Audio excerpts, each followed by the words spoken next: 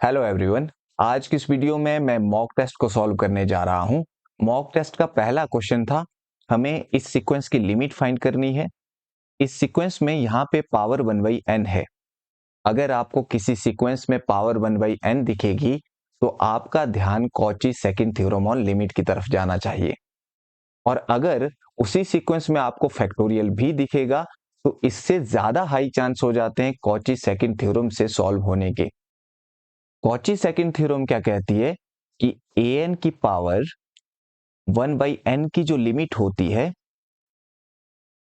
वही limit an+1 upon an की होती है। तो अब यहां पे हमें सबसे पहले an चाहिए। an क्या होता है? इस पावर 1/n को छोड़कर जो अंदर रहता है वो an होता है। तो हम क्या करेंगे, यहां पे इस सीक्वेंस में 1/n पावर कॉमन निकाल देंगे, जो अंदर रहेगा वो an होगा। तो इस सीक्वेंस को मैं ऐसे लिख सकता हूं, n की power n upon n factorial और इसकी पावर 1/n। अब अगर ये पावर अंदर जाएगी, पावर से पावर कैंसिल हो जाएगी, तो यहाँ पे n ही रहेगा और नीचे n फैक्टोरियल की पावर 1/n ही रहेगा। तो इसे हम ऐसे लिख सकते हैं। तो यहाँ पे ये जो अंदर है वो हमारा an हुआ। तो यहां से हमें an की वैल्यू मिल गई, an इक्वल टू n की power n upon n factorial. अब हमें ये वाली लिमिट फाइंड करनी है, यानी an+1 ऊपर लिखेंगे और नीचे an लिखेंगे। तो an+1 यहां से कितना मिलेगा, n की जगह पे n+1 रख देंगे और पावर भी हमारी n+1 हो जाएगी। n की जगह पे n+1 रखेंगे, नीचे n की जगह पे n+1 रखेंगे तो n+1 फैक्टोरियल मिलेगा। अब इसके नीचे हमें an लिखना था, उसे हम मल्टीप्लाई में लिख देंगे तो उसका रेसिप्रोकल हो जाएगा। an ये था, इसका रेसिप्रोकल होगा, n फैक्टोरियल ऊपर जाएगा और नीचे n की पावर n आएगा। अब यहाँ पे n+1 फैक्टोरियल ग्रेटर होता है n फैक्टोरियल से। जैसे हम 8 फैक्टोरियल को लिख सकते हैं 8 इंटू 7 फैक्टोरियल, तो वैसे ही हम n+1 फैक्टोरियल को n+1 इंटू n फैक्टोरियल लिखेंगे और वहां से n फैक्टोरियल कैंसिल होगा। तो यहां से हमें मिल जाएगा n+1 की पावर n+1 और नीचे n+1 into n factorial multiplied with n factorial upon n की पावर n। अब यहां पे ये कैंसिल हुआ और यहां पे n+1 की 1 पावर है नीचे, तो ये कैंसिल होगा इस 1 पावर से, तो ऊपर n+1 की n पावर रह जाएगी। तो यहां से हमें मिला n+1 की power n divided by n की पावर n। और इसके बाद यहां पे इसे हम लिख सकते हैं, यहां से n+1 नीचे n और दोनों में न्यूमरेटर और डिनोमिनेटर में पावर n थी, वो मैंने पावर कॉमन ले ली। अब यहां पे एक बार इस n के नीचे ये डिनोमिनेटर लिखेंगे तो n अपॉन n कैंसिल होके 1 बन जाएगा, और एक बार इस 1 के नीचे डिनोमिनेटर लिखेंगे तो 1 अपॉन n आ जाएगा और इसकी पावर n आ जाएगी। और ये जो सीक्वेंस होती है 1+1/n की पावर n, इसकी limit n approaches to infinity पे हमें e मिलती है। तो ये अप्रोच करेगी e को, तो यहां से हमें लिमिट e मिली। तो इसी वजह से यहां पे ऑप्शन डी हमारा सही ऑप्शन होता। सेकंड क्वेश्चन में हमारे पास एक सीरीज दी है और इसकी कन्वर्जेंस पे क्वेश्चन पूछा गया है। ऑप्शन डी में कैन नॉट कन्वर्ज कहा गया है। अगर आपको इस तरह का ऑप्शन मिलता है तो आपका ध्यान सीरीज की कन्वर्जेंस की नेसेसरी कंडीशन पे जाना चाहिए। और नेसेसरी कंडीशन ये होती है कि अगर कोई सीरीज an है और ये सीरीज कन्वर्जेंट है, यानी कन्वर्ज कर रही है, तो दिस इंप्लाइज यहां से जो an होगा इसकी लिमिट फिर 0 होगी। यानी अगर कोई सीक्वेंस कन्वर्ज करना चाहती है तो सबसे पहले जरूरी यह है कि उसमें जो an है उसकी लिमिट 0 हो। अगर इसका कॉन्ट्रा पॉजिटिव देखें तो हम ये कह सकते हैं कि अगर an की लिमिट 0 नहीं हुई तो इसका मतलब जो सीरीज an है वो कन्वर्ज नहीं कर सकती है। तो यही हम यहाँ पे करेंगे, हम इस सीक्वेंस an की लिमिट चेक करेंगे। और ये हमारे पास था n into n+1 upon n+2 का होल स्क्वायर। और इसे हम लिख सकते हैं, यहाँ पे ऊपर से हम n कॉमन निकाल देंगे बाहर, एक n ऑलरेडी था, एक n और आया तो n स्क्वायर मिला। यहाँ पे n की जगह पे क्योंकि कॉमन गया है तो 1 रहेगा। आगे यहाँ पे n था नहीं तो इसीलिए n यहाँ पे डिवाइड करेगा, क्योंकि जैसे ही वो n अंदर आएगा तो यहाँ पे n ऊपर आ जाएगा, n से n कैंसिल होगा, वही 1 हमारे पास रहेगा। और नीचे से भी हम n कॉमन ले लेंगे। अब n कॉमन आएगा तो इस पावर के होते हुए आएगा तो पावर n की 2 बाहर आएगी और अंदर इसकी जगह पे n की जगह पे 1 रहेगा। 2 में n था नहीं इसीलिए यहाँ पे डिवाइड करेगा। अब यहाँ पे n स्क्वायर से n स्क्वायर कैंसिल हुआ और इसकी लिमिट हमें यहाँ से मिलेगी। n अगर इन्फिनिटी को अप्रोच करेगा तो 1 अपॉन इन्फिनिटी लिमिट के केस में 0 होता है तो यहाँ से हमें 0 मिलेगा। 2 अपॉन इन्फिनिटी भी 0 होता है। Finite number upon infinity limit के केस में 0 होता है तो यहाँ से 1 प्लस 0 अपॉन 1 प्लस 0 हमें मिलेगा विच इज इक्वल टू 1। यानी इसकी जो लिमिट है वो 0 के इक्वल नहीं आई। अगर इसकी लिमिट ही 0 नहीं है तो ये कन्वर्ज नहीं कर सकती है। ये नेसेसरी कंडीशन होती है कन्वर्जेंस ऑफ ए सीरीज की। तो यहाँ से ऑप्शन डी हमारा सही ऑप्शन होगा। थर्ड क्वेश्चन में हमारे पास एक W दिया है सब स्पेस R4 का और इसमें 2 रिस्ट्रिक्शन दी है और हमें डायमेंशन ऑफ W फाइंड करना है। डायमेंशन ऑफ सब स्पेस जो होता है, डायमेंशन ऑफ W यहां से जो मिलेगा वो रहता है n minus number of Li restriction. Li यानी लीनियरली इंडिपेंडेंट रिस्ट्रिक्शन।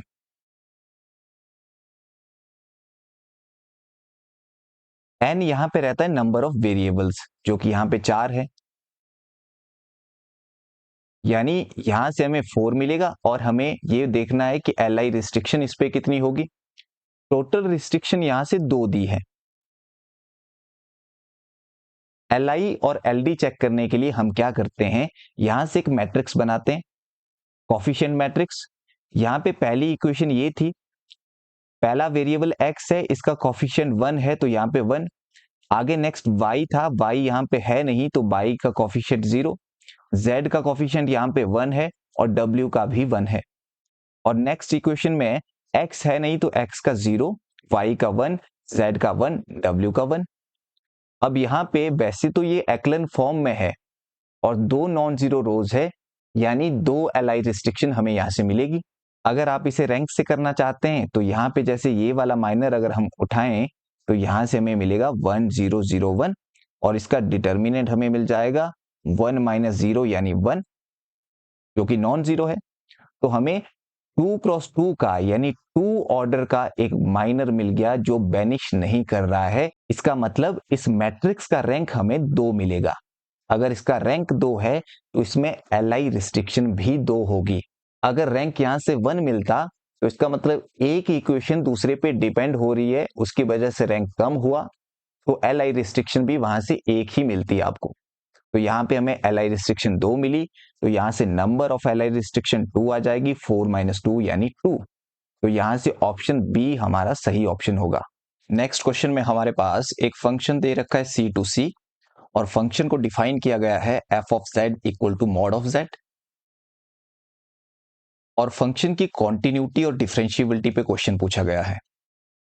अब जो ये मॉड z है, मॉड z की वैल्यू होती है मॉड्यूलस की x square plus y square का अंडर रूट, जहां पे x और y इसके रियल और इमेजिनरी पार्ट होते हैं। और ये फंक्शन कॉन्टिन्यूस फंक्शन है, इसको किसी भी पॉइंट पे कोई प्रॉब्लम नहीं है। आप किसी भी पॉइंट पे इसकी लिमिट चेक करोगे तो लिमिट एग्जिस्ट होगी और वो उस पॉइंट पे फंक्शन की वैल्यू के बराबर आएगी। तो अब बात रही इसकी डिफरेंशिएबिलिटी की, तो इसकी डिफरेंशिएबिलिटी चेक करते हैं। पहले हम z इक्वल टू 0 पे डिफरेंशिएबिलिटी चेक करते हैं।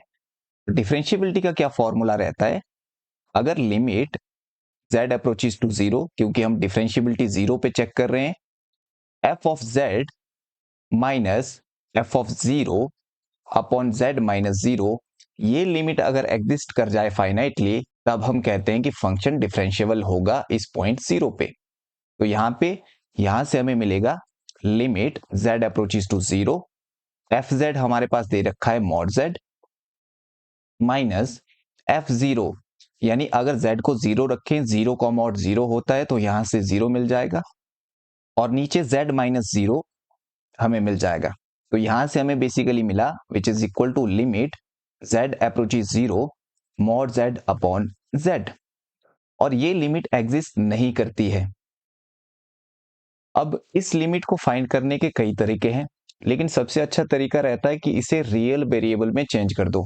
तो यहां से जैसे इसे मैं लिख सकता हूं, मॉड z को मैं लिख सकता हूं under root x square plus y square, और नीचे z होगा x प्लस आयोटा y, और यहाँ पे लिमिट, अब z को हमने चेंज कर दिया है x और y पॉइंट पे, तो यहाँ पे लिमिट रहेगी x comma y approaches to 0 comma 0, क्योंकि z अप्रोचेस टू 0 था। अब अगर हम along y equal to mx इसकी लिमिट देखें, तो यहाँ पे y को हम mx पुट कर देंगे, तो यहां से हमें मिलेगा, ये लिमिट हम एज इट इज रख देंगे नीचे, और यहाँ पे ऊपर एक्स स्क्वायर प्लस वाई की जगह mx रखा तो m square x square divided by, यहाँ पे x है प्लस आयोटा y की जगह mx रख दिया, which is equal to, limit साथ में चलती रहेगी। ऊपर से मैंने क्या किया, एक्स स्क्वायर हमने कॉमन निकाल दिया और अंदर रह जाएगा 1 plus m square divided by, नीचे से x कॉमन निकाला और अंदर रह जाएगा 1 प्लस आयोटा m। अब ये जो एक्स स्क्वायर अंदर है अंडर रूट से बाहर आएगा तो x बाहर आ जाएगा, और वो जो x होगा वो फिर इस x के साथ कैंसिल हो जाएगा, और यहां पे रह जाएगा 1 plus m square upon 1 plus iota m। अब क्योंकि लिमिट हमने एक्स वाई को अप्रोच कराना था 0 0, एक्स वाई इसमें रहे नहीं, और इसकी limit under root 1 plus m square upon 1 plus iota m आई। अब ये लिमिट डिपेंड करेगी m पे, अगर m चेंज होगा तो लिमिट भी चेंज होगी, यानी यूनिक लिमिट हमें नहीं मिल रही है, इसका मतलब लिमिट एग्जिस्ट नहीं हुई। अगर लिमिट एग्जिस्ट नहीं हुई तो फंक्शन डिफरेंशिएबल नहीं हुआ, और ये जो फंक्शन है ये कहीं भी डिफरेंशिएबल नहीं होता है। बेसिकली ये फंक्शन नो वेयर डिफरेंशिएबल है, लेकिन कॉन्टिन्यूटी में हमने देखा था ये कॉन्टिन्यूस है, तो यहां पे ऑप्शन बी हमारा सही ऑप्शन होता, continuous in C but nowhere differentiable. और इस तरह के आपको और भी एग्जाम्पल देखने को मिलेंगे, जैसे रियल ऑफ z, ये भी नो वेयर डिफरेंशिएबल है लेकिन कॉन्टिन्यूस होता है। इसी तरह से इमेजिनरी ऑफ z, ये भी नो वेयर डिफरेंशिएबल है, कॉन्टिन्यूस होता है। और साथ में जैसे मॉड z हो गया, और इसके बाद z बार, ये भी इसी तरह का फंक्शन है, और उसके बाद आर्गुमेंट ऑफ z, ये भी नो वेयर डिफरेंशिएबल है, लेकिन कॉन्टिन्यूस सी में होते हैं ये functions. Next question uniform continuity पे पूछा गया है, और ये पूछा गया है कि इनमें से कौन सा फंक्शन यूनिफॉर्मली कॉन्टिन्यूस नहीं होगा। ऑप्शन ए में फंक्शन एक्स स्क्वायर दिया है और डोमेन क्लोज्ड इंटरवल 0 to 5 दी है। अब एक रिजल्ट होता है कि कोई भी कॉन्टिन्यूस फंक्शन कॉम्पैक्ट डोमेन में यूनिफॉर्मली कॉन्टिन्यूस हो जाता है। तो यहां पे जैसे एक्स स्क्वायर कॉन्टिन्यूस है, और ये जो डोमेन दी है वो कॉम्पैक्ट है। कॉम्पैक्ट का मतलब होता है बाउंडेड प्लस क्लोज्ड। ये डोमेन बाउंडेड भी है, 0 और 5 इसके बाउंड्स है, और क्लोज्ड है क्योंकि इसके लिमिट पॉइंट का जो सेट है वो इसी में कंटेन होता है। तो ये कॉम्पैक्ट डोमेन है, इसी वजह से ये जो पहला फंक्शन है वो यूनिफॉर्मली कॉन्टिन्यूस हो जाएगा। और इसी तरह से ऑप्शन सी भी यूनिफॉर्मली कॉन्टिन्यूस हो जाएगा, क्योंकि यहाँ पे साइन एक्स भी कॉन्टिन्यूस फंक्शन होता है, और यहाँ पे भी डोमेन कॉम्पैक्ट डोमेन दी है, तो ये दोनों फंक्शन यूनिफॉर्मली कॉन्टिन्यूस है। अब हम फोर्थ ऑप्शन चेक करेंगे। जब भी आपको ओपन इंटरवल दिया होगा तो ऐसे केस में हम एंड पॉइंट पे लिमिट चेक करते हैं।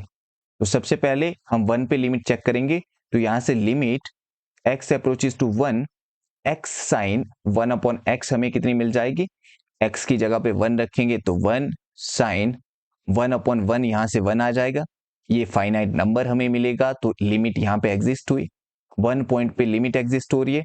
अब हम एंड पॉइंट 0 पे लिमिट चेक करेंगे, तो यहां से हमें मिलेगा limit x approaches to 0, x sine 1 upon x, और इस फंक्शन की लिमिट 0 होती है, क्योंकि यहां पे एक रिजल्ट यूज होता है कि अगर यहां पे दो फंक्शन f और g हैं, पहले वाले फंक्शन की लिमिट 0 है, जैसे यहाँ पे x की लिमिट 0 पुट करने पे 0 आएगी, और दूसरा वाला जो फंक्शन है वो बाउंडेड है।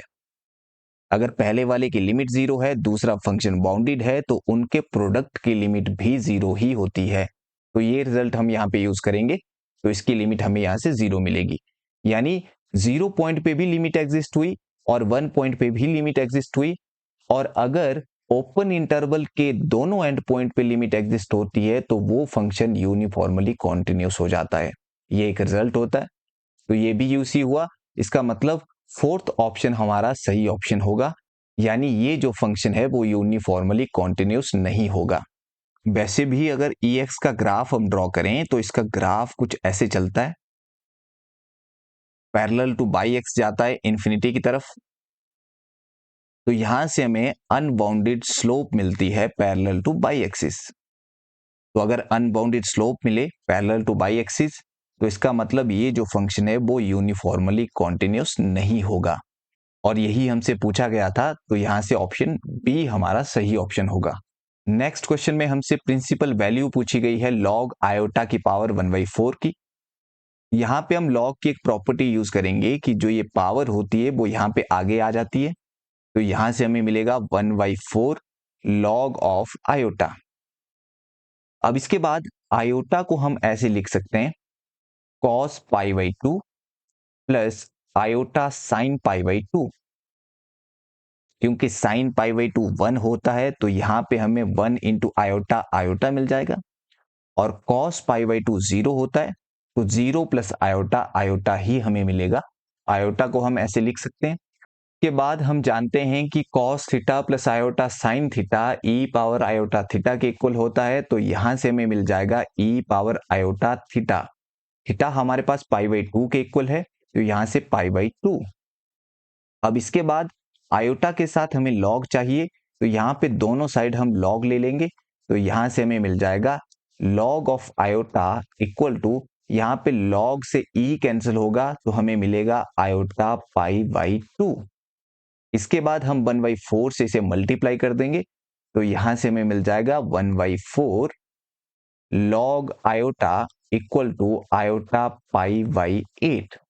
तो ये वैल्यू इसकी थी और ये इक्वल था इसके, तो इसकी प्रिंसिपल वैल्यू हमें मिल गई आयोटा π/8। तो यहां से ऑप्शन डी हमारा सही ऑप्शन होगा। अब नेक्स्ट हमारे पास एक फंक्शन दिया है और एक डोमेन दी है, हमें इसकी वैल्यू फाइंड करनी है। तो सबसे पहले हम फंक्शन को लिख सकते हैं यहां पे z² plus 3z plus 2 upon यहां पे a² माइनस b² का फॉर्मूला हम यूज करेंगे, जो कि होता है a plus B into a minus B. अब इसके बाद जो यहाँ पे इक्वेशन दी है, ये इक्वेशन इस टाइप की है, mod z minus a equal to R. ये इक्वेशन होती है सर्कल की, जहां पे जो ये a है वो सेंटर होता है और r रेडियस होती है। तो अब हम इस सर्कल को ड्रॉ करेंगे। तो यहां पे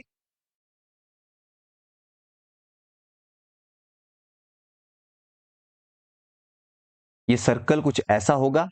यहां पे इसका सेंटर सेंटर क्योंकि इसका हाफ था, तो यहां पे 1/2 आएगा, और यहां कहीं 1 आएगा। ये वाला पॉइंट 1.5 यानी 3/2 होगा, और यहां पे ये पॉइंट -½ होगा, और यहां पे -1 होगा। अब यहां पे अगर z की वैल्यू हम फाइंड करते हैं तो z प्लस 1 इक्वल टू 0 से z की वैल्यू मिलेगी -1, और इस वाले फैक्टर से वैल्यू मिल जाएगी 1। ये जो 1 है वो इस सर्कल के अंदर है, इनसाइड है। ये जो -1 है वो इस सर्कल के बाहर है। तो हम क्या करेंगे, जो फैक्टर सर्कल के अंदर था उसे नीचे रख देंगे, और बाकी जो दूसरा फैक्टर था उसे ऊपर वाले फंक्शन के साथ लिख देंगे।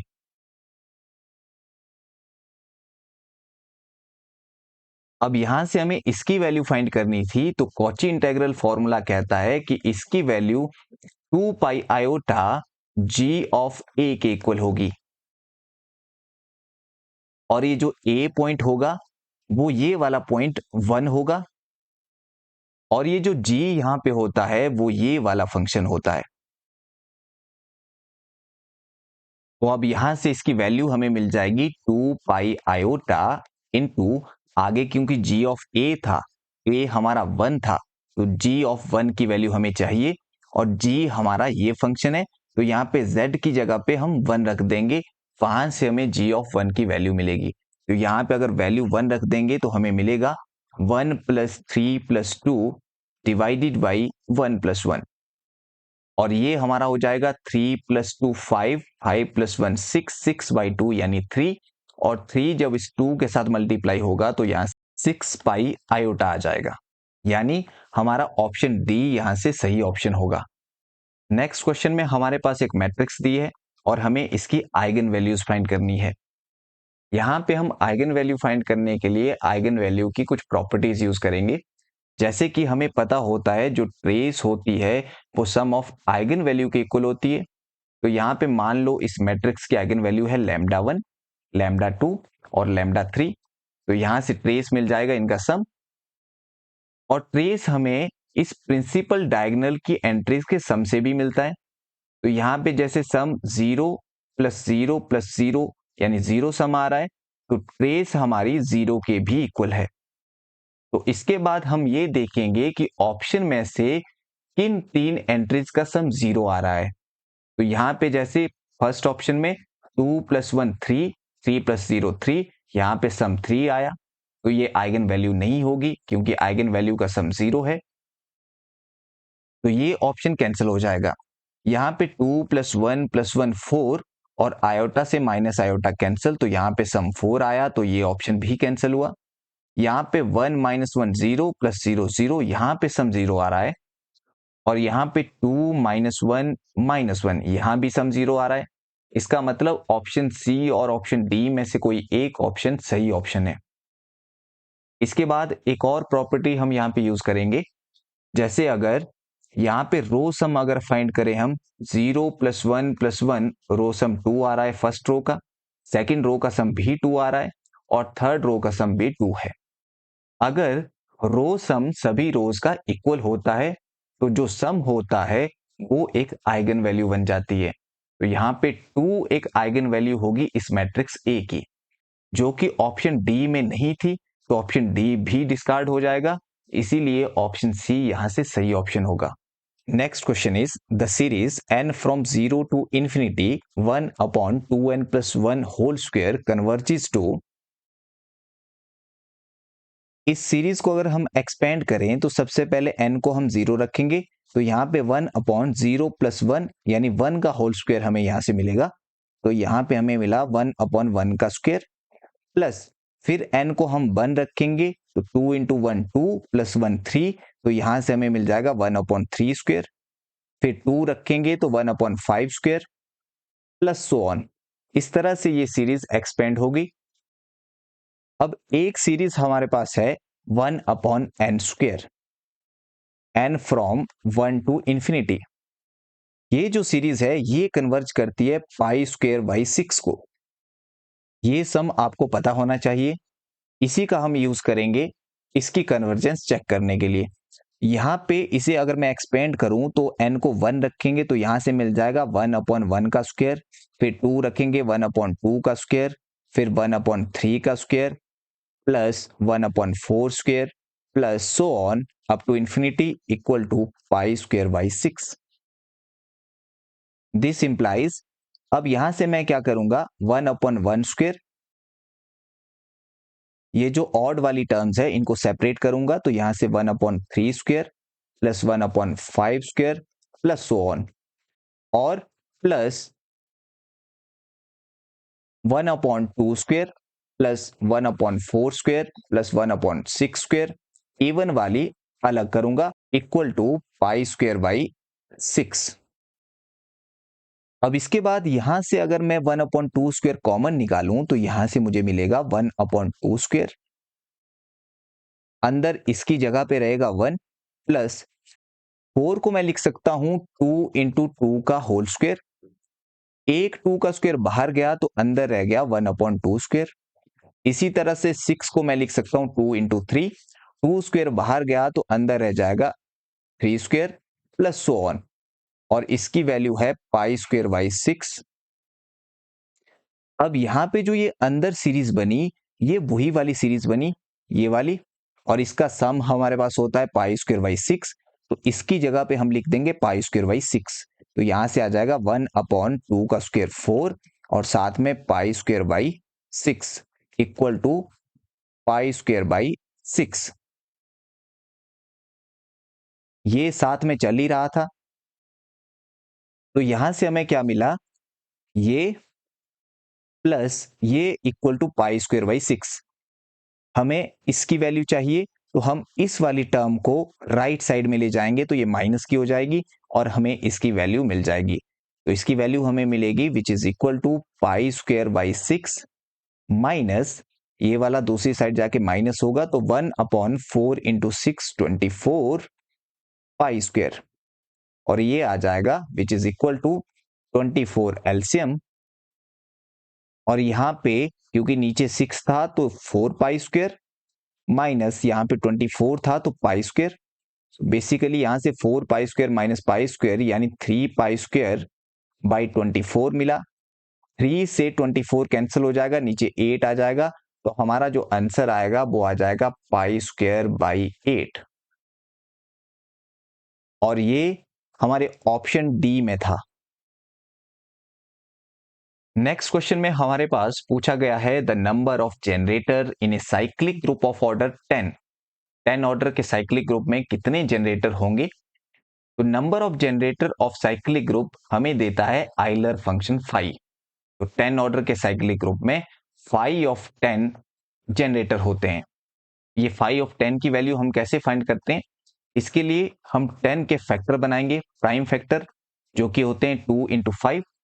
तो 5 ऑफ 10 की वैल्यू हमें मिल जाएगी, यहां पे सबसे पहले 10 हम लिखेंगे, यानी जो n होगा वो लिखेंगे, उसके बाद 1 माइनस 1 अपॉन पहला फैक्टर 2 आया है इंटू 1 माइनस 1 अपॉन 5। ये हमारा फॉर्मूला रहता है इसको सॉल्व करने का। अब यहां से हमें वैल्यू मिलेगी, ये 10 है, 1 माइनस हाफ हाफ होता है, और 1 माइनस 1/5 4/5 होता है, 5 इंटू 2 10 होता है, तो यहां से वैल्यू मिली 4, तो यहां से आंसर हमारा 4 होगा। नेक्स्ट क्वेश्चन है, हमारे पास u की वैल्यू दी है x³ minus 3xy² plus 2x, और पूछा गया है for which of the following function v is u plus iota v a holomorphic function on c। Holomorphic का मतलब होता है एनालिटिक, यानी b की किस वैल्यू के लिए u प्लस आयोटा b एक एनालिटिक फंक्शन होगा। सबसे पहले b इक्वल होता है b partial derivative with respect to x dx plus B Y D Y के। अब यहां पे सी आर इक्वेशन हम यूज करेंगे। सी आर इक्वेशन क्या होती थी, U X equal to P Y और U Y equal to minus of B X. तो यहां से हमें मिलेगा पी एक्स की वैल्यू मिल जाएगी माइनस यू वाई, तो यहां से minus u y d x plus आगे बी वाई की वैल्यू यू एक्स, तो u x d y. u by का मतलब है partial derivative of u with respect to y। अब u हमारे पास ये दे रखा है, इसका पार्शियल डेरिवेटिव हम फाइंड करेंगे विद रिस्पेक्ट टू y। तो यहां से हमें मिलेगा माइनस बाहर। अब यहां पे हमें इस फंक्शन u का डेरिवेटिव करना है y के रिस्पेक्ट में, पार्शियल डेरिवेटिव है। यहां पे इस टर्म में y नहीं है तो ये कांस्टेंट टर्म हो जाएगी, इसका डेरिवेटिव 0 होगा। यहां पे भी y नहीं है, इसका डेरिवेटिव भी 0 हो जाएगा। यहां पे y है लेकिन यहां पे माइनस 3x कॉन्स्टेंट होगा, और वाई स्क्वायर का डेरिवेटिव y के रिस्पेक्ट में आएगा 2y, तो ये पूरा मिलके 2 इंटू 3 6 हो जाएगा, तो माइनस 6xy यहां से मिलेगा। तो यहां पे आया माइनस 6xy और बाहर dx प्लस आगे u का partial derivative with respect to x, तो यहां पे इसका डेरिवेटिव हमें मिलेगा x³ का 3x², तो यहां से मिला 3x², और आगे यहां पे डेरिवेटिव मिल जाएगा, x का डेरिवेटिव 1 होगा, माइनस 3y² कांस्टेंट, तो माइनस 3y² प्लस यहां पे x का डेरिवेटिव 2 और बाहर dy। यहां से हमें मिला ये वाला माइनस, ये वाला माइनस प्लस हो जाएगा, तो 6xy dx plus 3x² minus 3y² plus 2 dy, और यहां पे था dv। हमें वैल्यू v की चाहिए तो हमें यहां पे इंटीग्रेशन करनी पड़ेगी। अब क्योंकि ये डिफरेंशियल इक्वेशन है, यहाँ पे dx है, यहाँ पे dy है, अब ये जो डिफरेंशियल है ये mdx प्लस ndy टाइप का है। यहाँ पे m की वैल्यू ये है, साथ में dx, ये n और साथ में dy। इस तरह के डिफरेंशियल को सॉल्व करने के लिए हम सबसे पहले ये चेक करते हैं क्या ये एग्जैक्ट है या नहीं। उसके लिए हम फाइंड करते हैं करली m अपॉन करली y और करली n अपॉन करली x। अगर इन दोनों की वैल्यू इक्वल आती है तो ये एग्जैक्ट डिफरेंशियल होता है और इसका सॉल्यूशन हमें मिल जाता है। अब यहाँ पे अगर curly m upon curly y find करें, यानी partial derivative of m with respect to y, तो m हमारे पास ये होता है dx के साथ वाला, इसका डेरिवेटिव करना है हमने y के रिस्पेक्ट में, तो 6x कांस्टेंट आ गया और y का डेरिवेटिव 1, तो यहां से इसकी वैल्यू 6x मिली। और यहाँ पे n का डेरिवेटिव x के रिस्पेक्ट में, यहाँ पे डेरिवेटिव करेंगे 2 आगे आएगा, 3 2 जा 6x होगा। यहाँ पे x नहीं है तो कांस्टेंट ये है, तो इसका डेरिवेटिव 0, यहाँ भी कांस्टेंट, इसका डेरिवेटिव भी 0 है। तो यहां से हमें इसकी वैल्यू इसके इक्वल मिली, यानी जो ये डिफरेंशियल है ये एग्जैक्ट है। अब इसका सॉल्यूशन क्या होता है? इसका सॉल्यूशन हमें मिलेगा, यहां से dv की इंटीग्रेशन v मिल जाएगी और यहां पे integration of mdx plus ndy, और यहां पे बाई हमारा रहेगा कांस्टेंट, और इस केस में हम वही टर्म लेंगे, टर्म्स फ्री फ्रॉम x, यानी यहां पे n की हम वही टर्म्स लेंगे जिनमें x नहीं होगा। तो यहां से हमें क्या मिलेगा, which is equal to integration, m की वैल्यू हमारे पास थी 6xy, तो यहां पे आ जाएगा 6xy dx प्लस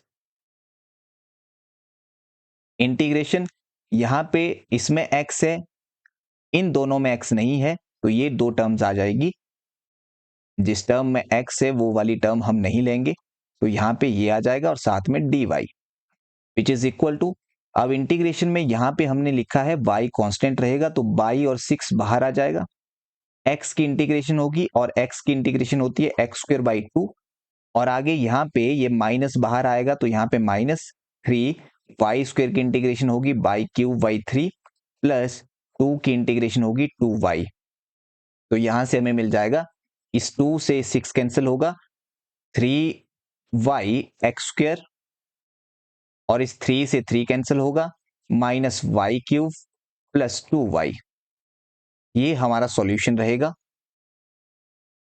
और अगर ऑप्शन चेक करें तो यहाँ पे 3x²y minus y³ plus 2y, यानी ऑप्शन बी हमारा सही ऑप्शन होगा। नेक्स्ट क्वेश्चन हमारे पास है, let G be a group x belonging to G such that order of x equal to 4, then order of x power 4 is. कभी भी अगर एलिमेंट की किसी पावर का ऑर्डर फाइंड करने के लिए आए तो वो हम इस फॉर्मूले से निकालते हैं कि ऑर्डर ऑफ a की पावर k ये इक्वल होता है ऑर्डर ऑफ a, और नीचे order of a comma k का जीसीडी, ये जो ब्रैकेट हमने यूज किए ये जीसीडी के लिए लगते हैं, जीसीडी की नोटेशन है ग्रेटेस्ट कॉमन डिवाइजर की। अब यहां पे अगर देखें तो a की जगह पे x दिया है, तो यहां से हमें मिल जाएगा, ऊपर ऑर्डर ऑफ x आएगा, ऑर्डर ऑफ x की वैल्यू 4 है, तो यहां पे 4 आ जाएगा, डिवाइडेड बाई यहाँ पे ऑर्डर ऑफ x यानी 4 आएगा, और यहाँ पे k की वैल्यू, k होती है पावर, यहाँ पे पावर दी थी तो पावर यहाँ पे 4 ही है, तो यहां से हमें 4 मिला, विच इज इक्वल टू, ऊपर 4 आएगा डिवाइडेड बाई 4 और 4 का जीसीडी ग्रेटेस्ट कॉमन डिवाइजर, इन दोनों को डिवाइड करने वाला सबसे बड़ा डिवाइजर वो 4 खुद होता है, तो यहां से 4 हमें मिल जाएगा और 4 से 4 कैंसिल हुआ तो हमें वैल्यू 1 मिली, तो यहां से इसका आंसर ऑप्शन ए यानी 1 आ जाएगा। अब इसके बाद नेक्स्ट हमारे पास एक फंक्शन दिया है R2R और फंक्शन डिफाइन किया गया है। फंक्शन की दो वैल्यूज है, एक है sin x अपॉन एक्स अगर x नॉन जीरो हुआ और एक वैल्यू है 1 अगर x इक्वल टू 0 हुआ। यहाँ पे हमने इस फंक्शन की कॉन्टिन्यूटी और डिफरेंशियबिलिटी चेक करनी है, क्योंकि फंक्शन यहाँ पे 0 पे चेंज हो रहा है तो इसीलिए हम 0 पे चेक करेंगे। कॉन्टिन्यूटी हम कैसे चेक करते हैं, अगर limit x approaches to a f of x ये एग्जिस्ट करे और ये इक्वल हो फंक्शन की वैल्यू के उस पॉइंट ए पे, तो हम कहते हैं कि फंक्शन इस पॉइंट ए पे कॉन्टिन्यूस है। तो यहां से हमें मिल जाएगा limit x approaches to 0 f x, और एफ एक्स हमारा दिया है साइन एक्स अपॉन एक्स, और साइन एक्स अपॉन एक्स की लिमिट x अप्रोचेस टू 0 पे 1 होती है। करेक्ट फॉर्मूला, अगर किसी को फॉर्मूला याद नहीं रहता है तो वो यहाँ पे एल हॉस्पिटल रूल भी यूज कर सकता है, क्योंकि ऊपर साइन 0 0 होता है, नीचे भी 0 मिलेगा, 0/0 फॉर्म आएगी। एल हॉस्पिटल रूल लगाएंगे तो साइन एक्स का डेरिवेटिव ऊपर कॉस एक्स आ जाएगा और नीचे एक्स का डेरिवेटिव 1 आ जाएगा। फिर से अगर यहाँ पे 0 पुट करेंगे तो कॉस 0 1 होता है, तो वहां से भी हमें लिमिट 1 मिलेगी। तो इसकी लिमिट 1 आई और इसकी वैल्यू 0 पॉइंट पे वैल्यू 1 दी है तो वहां से भी 1 है। तो फंक्शन की लिमिट फंक्शन की वैल्यू के इक्वल है उस पॉइंट पे, तो फंक्शन कॉन्टिन्यूस है। ऑप्शन ए तो डिस्कार्ड हो गया, यहाँ पे नॉट कॉन्टिन्यूस लिखा है। ऑप्शन डी भी डिस्कार्ड हो गया क्योंकि यहाँ पे नाइदर कॉन्टिन्यूस नॉट डिफरेंशिएबल है। अब हमने ऑप्शन बी और सी देखने हैं। डिफरेंशिएबिलिटी हम कैसे चेक करते हैं, आगे चलते हैं। डिफरेंशिएबिलिटी का ये फॉर्मूला रहता है limit x approaches to a f of x minus f of a upon x minus a। अगर ये वाली लिमिट एग्जिस्ट करती है तो हम कहते हैं कि उस पॉइंट a पे फंक्शन f(x) डिफरेंशिएबल है।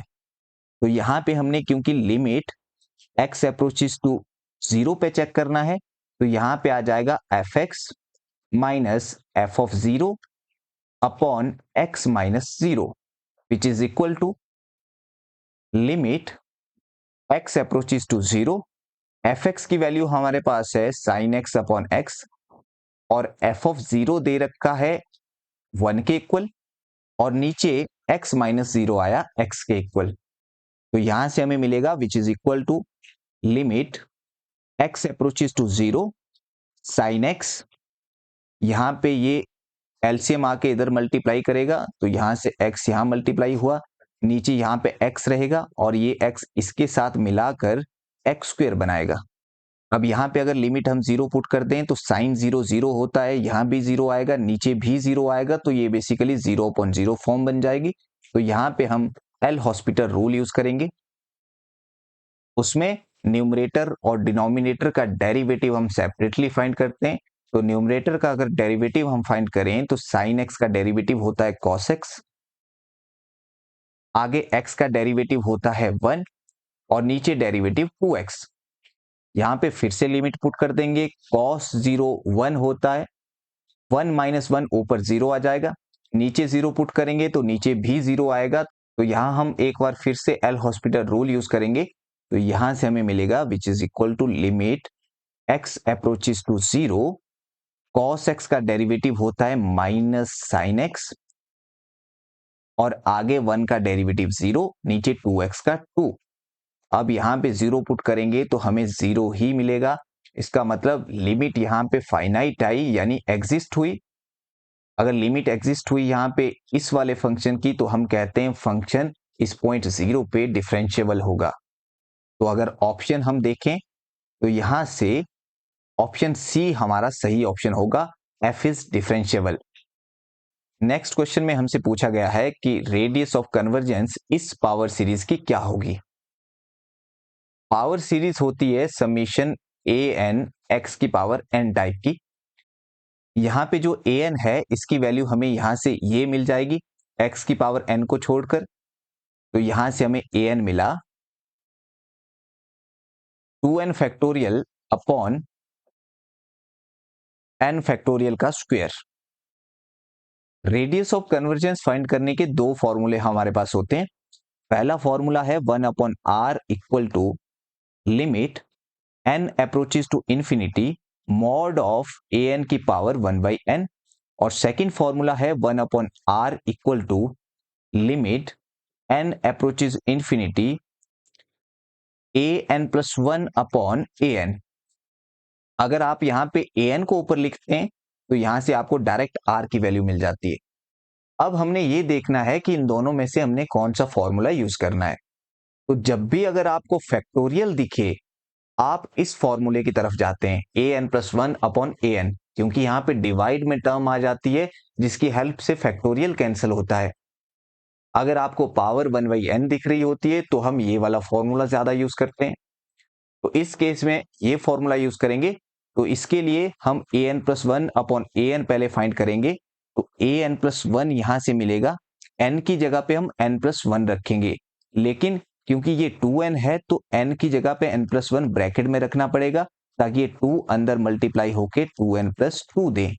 तो यहां से हमें an+1 मिलेगा factorial 2n+2 divided by n+1 factorial का स्क्वायर मल्टीप्लाइड विद, क्योंकि an को हमने डिवाइड में लिखना था, अगर हम उसे मल्टीप्लाई में लिखें तो उसका रेसिप्रोकल हो जाएगा, और an हमारे पास ये है, तो यहां से आ जाएगा n फैक्टोरियल का square divided by 2n factorial, which is equal to, यहां पे 2n है, ये छोटा है 2n+2 से, तो हम 2n+2 फैक्टोरियल को ओपन करेंगे, 2n+2 एक कम किया, उसके बाद 2n+1 रह गया, एक और कम किया तो 2n फैक्टोरियल रह गया, मल्टीप्लाइड विद यहाँ पे n फैक्टोरियल का स्क्वायर है डिवाइडेड विद यहाँ पे n+1 फैक्टोरियल है, तो इसे हम लिख सकते हैं n+1 इंटू n फैक्टोरियल, और बाहर स्क्वायर एज इट इज, और साथ में यहाँ पे 2n फैक्टोरियल, ये 2n फैक्टोरियल इस 2n फैक्टोरियल के साथ कैंसिल हो जाएगा। अब यहां पे जो इन दोनों टर्म का स्क्वायर है, इसका भी स्क्वायर है, इसका भी स्क्वायर है, लेकिन इसका स्क्वायर कैंसिल होगा इसके साथ, तो यहां पे हमारे पास रह जाएगा 2n+2 into 2n+1 upon n+1 का स्क्वायर, ये हमारे पास रह गया।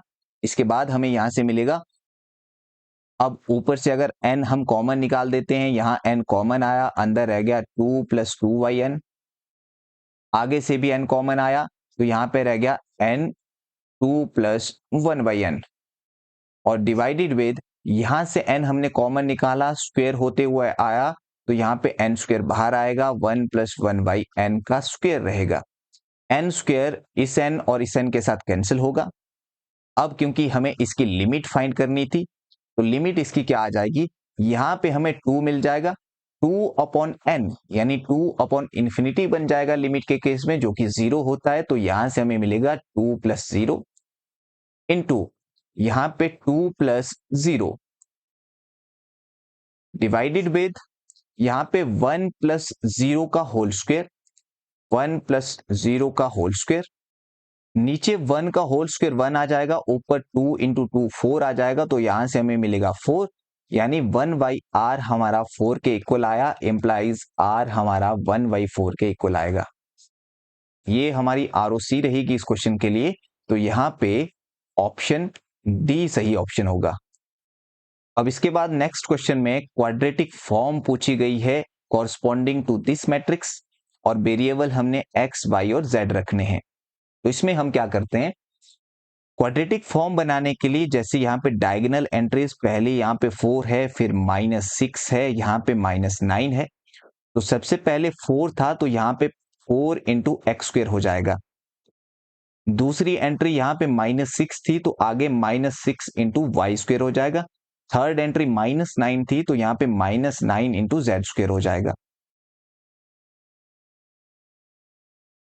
अब इसके बाद हमें xy, xz, yz ये टर्म्स लिखनी होती है, लेकिन अगर इन तीन टर्म से भी देखें तो x² का कोफिशिएंट यहाँ पे 4 है, z² का कोफिशिएंट यहाँ पे -4 है, लेकिन हमें -9 चाहिए था, तो ये ऑप्शन डिस्कार्ड हुआ। x² का कोफिशिएंट 4 है, z² का -4 है, तो ये भी कैंसिल हुआ। x² का कोफिशिएंट यहाँ पे 4 है, y² का -6 है, -6 होना चाहिए, और z² का -7 है, तो ये भी हमारा ऑप्शन कैंसिल हो गया। यहां पे देखें तो यहां पे एक्स स्क्वायर का 4, जेड स्क्वायर का -9 और वाई स्क्वायर का -6। अब हम एक्स वाई, एक्स जेड और वाई जेड के कोफिशिएंट देखेंगे। क्वाड्रेटिक फॉर्म में होता क्या है, यहां पे एक्स वाई और यहां पे जेड, यहां पे एक्स वाई और यहां पे जेड। एक्स और एक्स मल्टीप्लाई होंगे तो ये वाली टर्म एक्स स्क्वायर की मिलेगी, एक्स और वाई मल्टीप्लाई होंगे तो ये वाली टर्म एक्स वाई की मिलती है। लेकिन यहां पे जैसे -5 है तो -5 का हम डबल करते हैं, तो -5 का डबल -10 आ जाएगा, और इसके साथ क्योंकि ये x और y को मल्टीप्लाई करके आया है तो -10xy यहां से आ जाएगा। इसके बाद ये वाली टर्म x और z को मल्टीप्लाई करके आती है, यहां पे 7 है तो 7 का डबल यहां पे हो जाएगा 14xz, और उसके बाद ये वाली टर्म यहां पे y है, यहां पे z है, yz को मल्टीप्लाई करके आई है, क्योंकि यहां पे 8 था तो +16 yz ये आ जाएगा। ये हमारी क्वाड्रेटिक फॉर्म होगी जो कि ऑप्शन डी में दी है। नेक्स्ट क्वेश्चन हमारे पास है, एक फंक्शन हमारे पास दिया है C टू C में, और ये फंक्शन एंटायर फंक्शन है, और कहा गया है कि इसका जो रियल पार्ट है वो बाउंडेड है, तो फंक्शन कैसा होगा।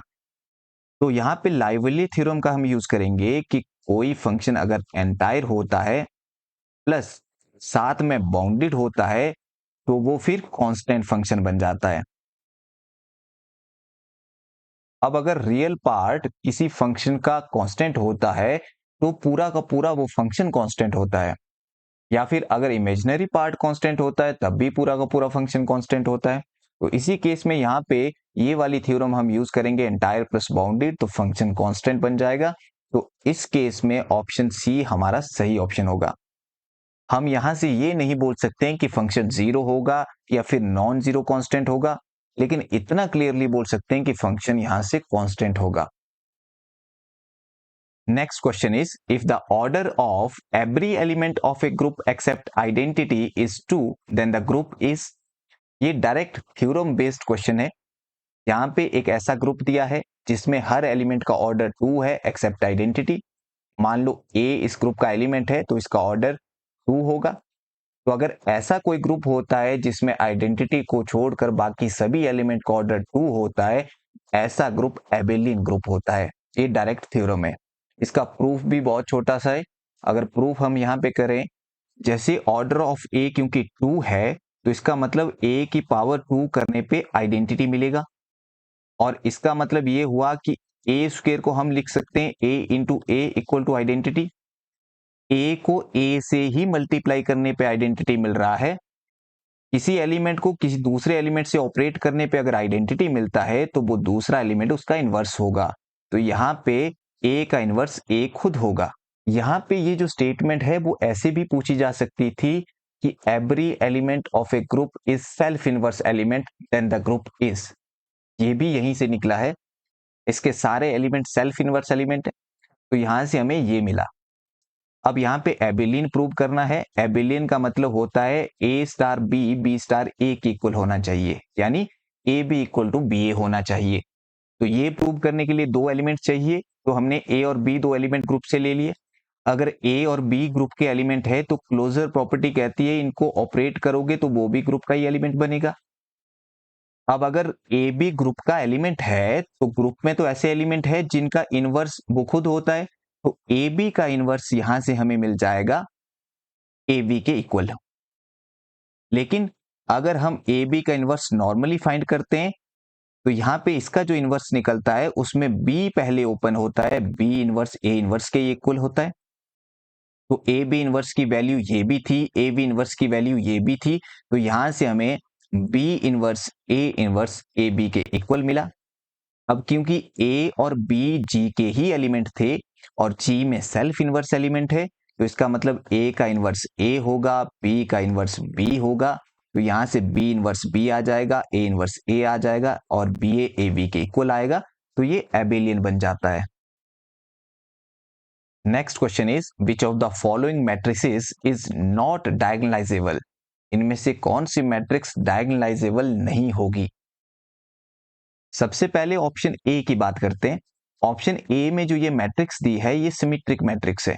अगर इसे हम ए नाम दें तो इसका ट्रांसपोज करने पे हमें यही मैट्रिक्स मिलेगी।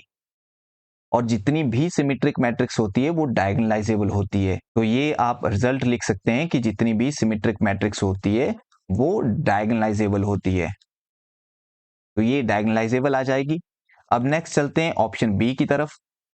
ऑप्शन बी में जो मैट्रिक्स हमें दी है, यहां पे अगर देखें ये वाला प्रिंसिपल डायगोनल होता है। प्रिंसिपल डायगोनल के ऊपर वाली जितनी भी एंट्री है वो सारी जीरो है। ऐसी मैट्रिक्स को हम लोअर ट्रायंगुलर मैट्रिक्स कहते हैं। और लोअर ट्रायंगुलर मैट्रिक्स में जो ये डायगोनल एंट्रीज होती है वो उसकी आइगन वैल्यूज होती है। तो यहां से हमें आइगन वैल्यू मिली 1 और 2। और ये दोनों आइगन वैल्यू क्योंकि डिस्टिंक्ट है, सेम नहीं है, और अगर आइगन वैल्यूज डिस्टिंक्ट होती है तो उस केस में वो डायगोनलाइजेबल बन जाती है मैट्रिक्स। तो यहाँ पे सेकंड रिजल्ट आप याद रख सकते हैं कि अगर हमें आइगन वैल्यू डिस्टिंक्ट मिलती है, distinct eigenvalue implies diagonalisable. तो ये मैट्रिक्स भी डायगोनलाइजेबल थी। ऑप्शन सी भी सिमेट्रिक मैट्रिक्स है। अगर इसका ट्रांसपोज हम फाइंड करेंगे तो यहां से हमें मिलेगा, फर्स्ट रो 0 1 है तो रो को हम कॉलम बना देंगे, सेकंड रो 1 0 है इसका हम कॉलम बना देंगे, तो हमारे पास वही मैट्रिक्स आ गई। तो ये भी सिमेट्रिक है, इस वजह से ये भी डायगोनलाइजेबल हुई। तो इसका मतलब लास्ट ऑप्शन हमारा सही ऑप्शन होगा, ये मैट्रिक्स डायगोनलाइजेबल नहीं होगी। लेकिन फिर भी हम इसे चेक करते हैं। डायगोनलाइजेबल कोई मैट्रिक्स कब होती है, अगर उसमें जो आइगन वैल्यू है उनकी अलजेब्रिक मल्टीप्लिसिटी am वो ज्योमेट्रिक मल्टीप्लिसिटी के इक्वल हो। अब ये अलजेब्रिक मल्टीप्लिसिटी ज्योमेट्रिक मल्टीप्लिसिटी क्या होता है? अब यहाँ पे आप देखेंगे जैसे ये मैट्रिक्स, ये वाला प्रिंसिपल डायगोनल है, इसके नीचे वाले जितने भी एलिमेंट थे वो जीरो थे, तो ये अपर ट्रायंगुलर मैट्रिक्स है। जैसे यहाँ पे ये लोअर ट्रायंगुलर थी। अब इस केस में ये जो डायगोनल एंट्रीज होती है वो आइगन वैल्यू बन जाती है, तो यहां से आइगन वैल्यू 1,1 मिली। रिपीट हो रही है, 2 बार रिपीट हुई, तो इसका मतलब जो आइगन वैल्यू हमारी 1 थी उसकी अलजेब्रिक मल्टीप्लिसिटी 2 है। इसके बाद ज्योमेट्रिक मल्टीप्लिसिटी हम कैसे फाइंड करेंगे? ज्योमेट्रिक मल्टीप्लिसिटी जो होती है वो इक्वल होती है n minus rank of a minus lambda i के। यहाँ पे जो n होगा, क्योंकि 2/2 की मैट्रिक्स थी तो यहाँ पे n की वैल्यू 2 है, और ये रैंक हम फाइंड करेंगे।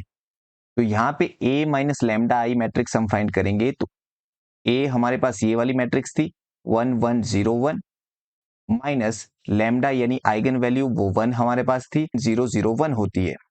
तो यहां से हमें मिल जाएगा, ये 1 अंदर मल्टीप्लाई करेगा तो यहाँ पे 1 1 आ जाएगा, और 1 माइनस 1 यहाँ पे 0 हो जाएगा, 1 माइनस 0 1 आएगा, यहाँ पे 0 आएगा और यहाँ पे भी 0 आएगा।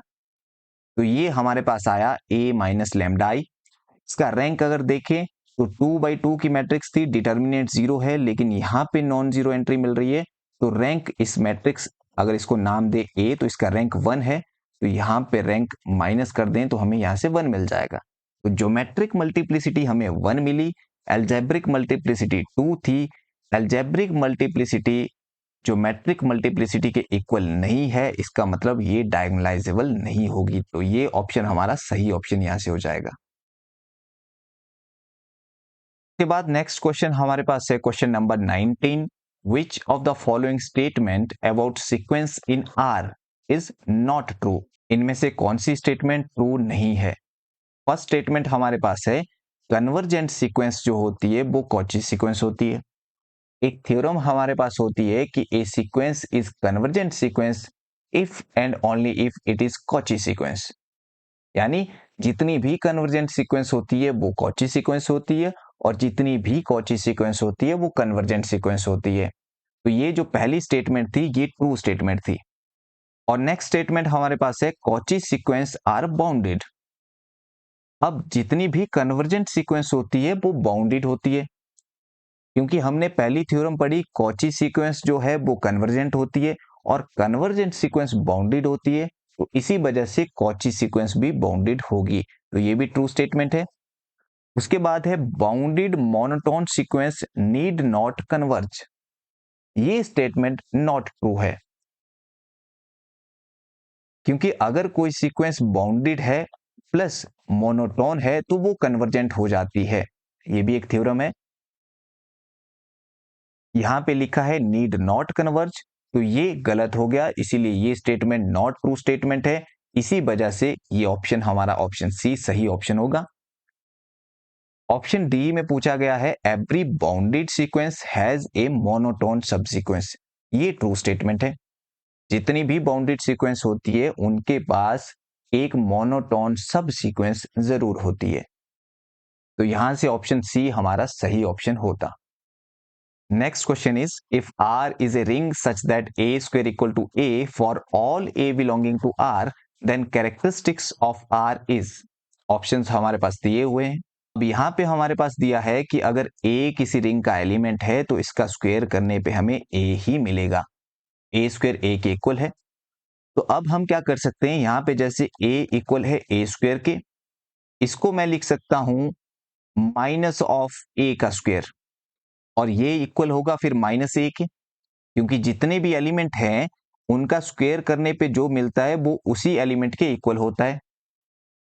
तो यहाँ पे माइनस ए का स्क्वायर करने पे जो मिल रहा है वो माइनस ए के ही इक्वल होगा, और यहां से हमें मिला ए इक्वल टू माइनस ए, और यहां से मिल जाएगा 2a इक्वल टू 0, और यही डेफिनेशन होती है कैरेक्टरिस्टिक की। अगर हमें एन ए इक्वल टू 0 मिल जाए तो वो एन कैरेक्टरिस्टिक होता है उस रिंग का। तो यहाँ पे हमें क्योंकि 2 मिला है तो इस रिंग का कैरेक्टरिस्टिक 2 होगा, तो यहां से ऑप्शन ए हमारा सही ऑप्शन होगा। Next question is the solution of x square plus x plus 4 equal to 0 in Z6R, option हमारे पास दिए हैं। ये जो Z6 है इसमें एलिमेंट होते हैं 0, 1, 2, 3, 4 और 5। ये 6 एलिमेंट इसमें होते हैं Z6 में, और इसमें जो ऑपरेशन रहती है वो रहती है मॉड्यूलो 6। ये ऑपरेशन कैसे काम करती है ये हम यहाँ पे देखेंगे। हमसे पूछा गया है कि इनमें से जो ऑप्शन हमारे पास दिए हैं कौन सॉल्यूशन होगा इस इक्वेशन का, तो बारी बारी से इनको हम पुट करेंगे। तो सबसे पहले हम ऑप्शन ए चेक करते हैं। हम x की जगह पे ये 2 रखेंगे, तो यहाँ पे x की जगह पे 2 रखेंगे, 2 का स्क्वायर 4 मिलेगा, प्लस आगे 2 रखेंगे 2 मिलेगा, प्लस 4, यहाँ से 4 प्लस 2 6, 6 प्लस 4 10 आया। अब यहाँ पे ऑपरेशन हमारे पास थी मॉड्यूलो 6। ये ऑपरेशन कैसे काम करती है, यहाँ पे क्योंकि 10 आया है तो 10 को हम डिवाइड करेंगे 6 के साथ, 6 1 जा 6 आएगा, 4 यहाँ पे रिमाइंडर मिला, तो जो यहाँ पे रिमाइंडर मिलता है वो इसका आंसर होता है। अब यहाँ पे क्योंकि 4 मिला 0 नहीं मिला, इसका मतलब 2 जो है वो सॉल्यूशन नहीं होगा, इसी वजह से ऑप्शन ए कैंसिल हो जाएगा। अब हम ऑप्शन बी चेक करेंगे, इसमें यहाँ पे 1 दिया है। अब हम x की जगह पे 1 रखेंगे तो 1 का स्क्वायर 1 मिल जाएगा, आगे 1 फिर 4, और 4 प्लस 1 6 आ जाएगा, और 6 को 6 से डिवाइड करेंगे तो पूरा डिवाइड हो जाएगा, यानी रिमाइंडर यहाँ पे 0 मिलेगा। रिमाइंडर 0 मिला तो ये 1 जो है इसका एक सॉल्यूशन बना। इसके साथ 4 दिया है, 4 को भी चेक करेंगे। 4 को अगर चेक करेंगे तो 4 का स्क्वायर यहाँ पे होगा, प्लस आगे 4 आएगा, फिर आगे 4 आएगा, तो ये बन जाएगा 4 का स्क्वायर 16 प्लस 4 प्लस 4, तो ये 24 आ जाएगा। इसको जब हम 6 से डिवाइड करेंगे, 6 4 जा 24 पूरा डिवाइड हो जाता है, रिमाइंडर 0 मिलेगा, तो ये 4 भी सॉल्यूशन मिला। तो ये दोनों हमें इस इक्वेशन के सॉल्यूशन मिले, तो ऑप्शन बी यहाँ से सही ऑप्शन होगा। इसी तरह से आप बाकी ऑप्शन चेक करोगे तो आपको यहाँ पे सॉल्यूशन नहीं मिलेंगे। Next question is in a group G a power 5 equal to identity A B A inverse equal to B square for all A B belonging to G, then order of B is. हमसे order of B पूछा गया है। Order क्या होता है, इस element B का order n तब होगा अगर b की पावर n पे हमें आइडेंटिटी मिलेगा और इससे पहले किसी भी पावर पे आइडेंटिटी नहीं मिलेगा, यानी n वो लीस्ट पावर होगी जिस पावर पे हमें आइडेंटिटी मिलेगा। तो यहां पे हम b का ऑर्डर चेक करेंगे। हमारे पास यहाँ पे पावर वाली एक कंडीशन दी है, बी स्क्वायर हमारे पास दिया है ए बी ए इनवर्स के इक्वल। इसके बाद हम यहाँ पे बोथ साइड पावर 2 रेज करेंगे। अगर यहाँ पे बी स्क्वायर की पावर 2 रेज करेंगे तो बी की पावर 4 मिल जाएगी, विच इज इक्वल टू यहाँ पे ए बी ए इनवर्स की पावर 2 मिल जाएगी। और यहाँ पे एक प्रॉपर्टी यूज होती है, जो ये पावर 2 है वो बीच वाले एलिमेंट बी में जाती है, तो यहां से हमें मिल जाएगा A B square A minus 1। अब इसके बाद हम यहाँ पे बी स्क्वायर की वैल्यू यूज कर लेंगे, और बी स्क्वायर की वैल्यू हमारे पास थी A B A inverse, A B A inverse और साथ में ये ए इनवर्स। तो यहां से हमें मिला b की power 4 equal to A square B A की पावर -2। यहां से ए स्क्वायर, यहां से ए की पावर -2। अगर दो पावर हम और रेज करेंगे, यहां पे 8 हो जाएगा। अब यहां पे जब बी स्क्वायर था तो यहां पे ए और ए इनवर्स था। जब हमने पावर 2 रेज की तो b4 हमें ए स्क्वायर ए -2 मिला। इसका मतलब b की पावर 8 हमें ए क्यूब b a की -3 मिलेगा। इसी तरह से b16 हमें a की पावर 4 b a की -4 मिलेगा, और b की पावर 32 हमें a की 5 b a की -5 मिलेगा। यहां तक हम इसलिए आए क्योंकि हमारे पास एक वैल्यू दे रखी है a पावर 5 की इक्वल टू आइडेंटिटी। तो यहां से आगे हमें मिलेगा which is equal to a power 5 identity के इक्वल है। यहां से b a पावर 5 आइडेंटिटी है, तो यहां से आइडेंटिटी का इनवर्स मिलेगा।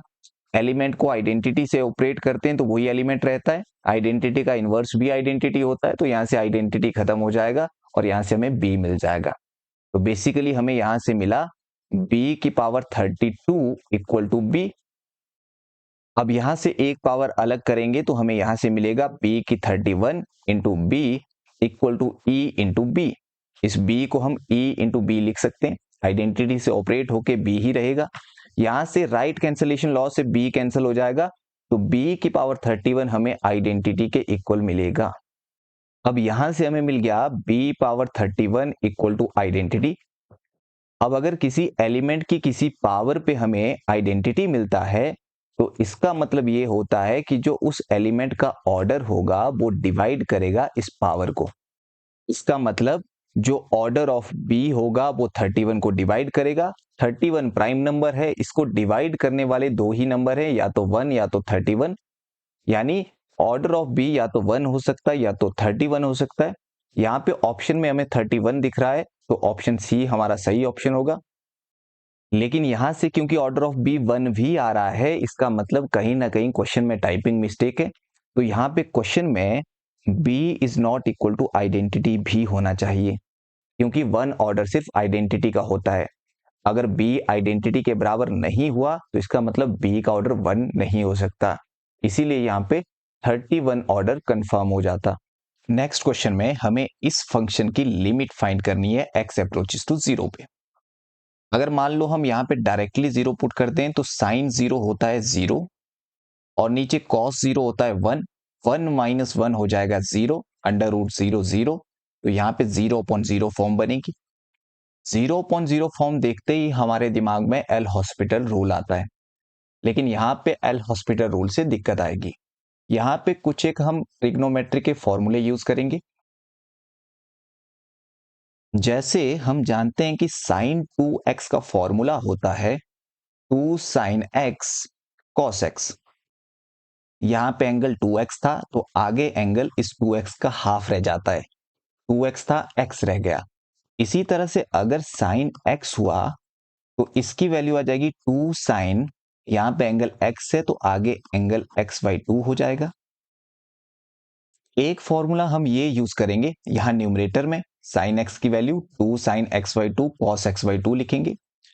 और एक और फॉर्मूला होता है साइन स्क्वायर थीटा का, यानी साइन स्क्वायर एक्स का फॉर्मूला होता है 1 माइनस कॉस 2x/2। इसी फॉर्मूले को हम ऐसे भी लिख सकते हैं कि 2 sine square x equal to 1 minus cos 2x।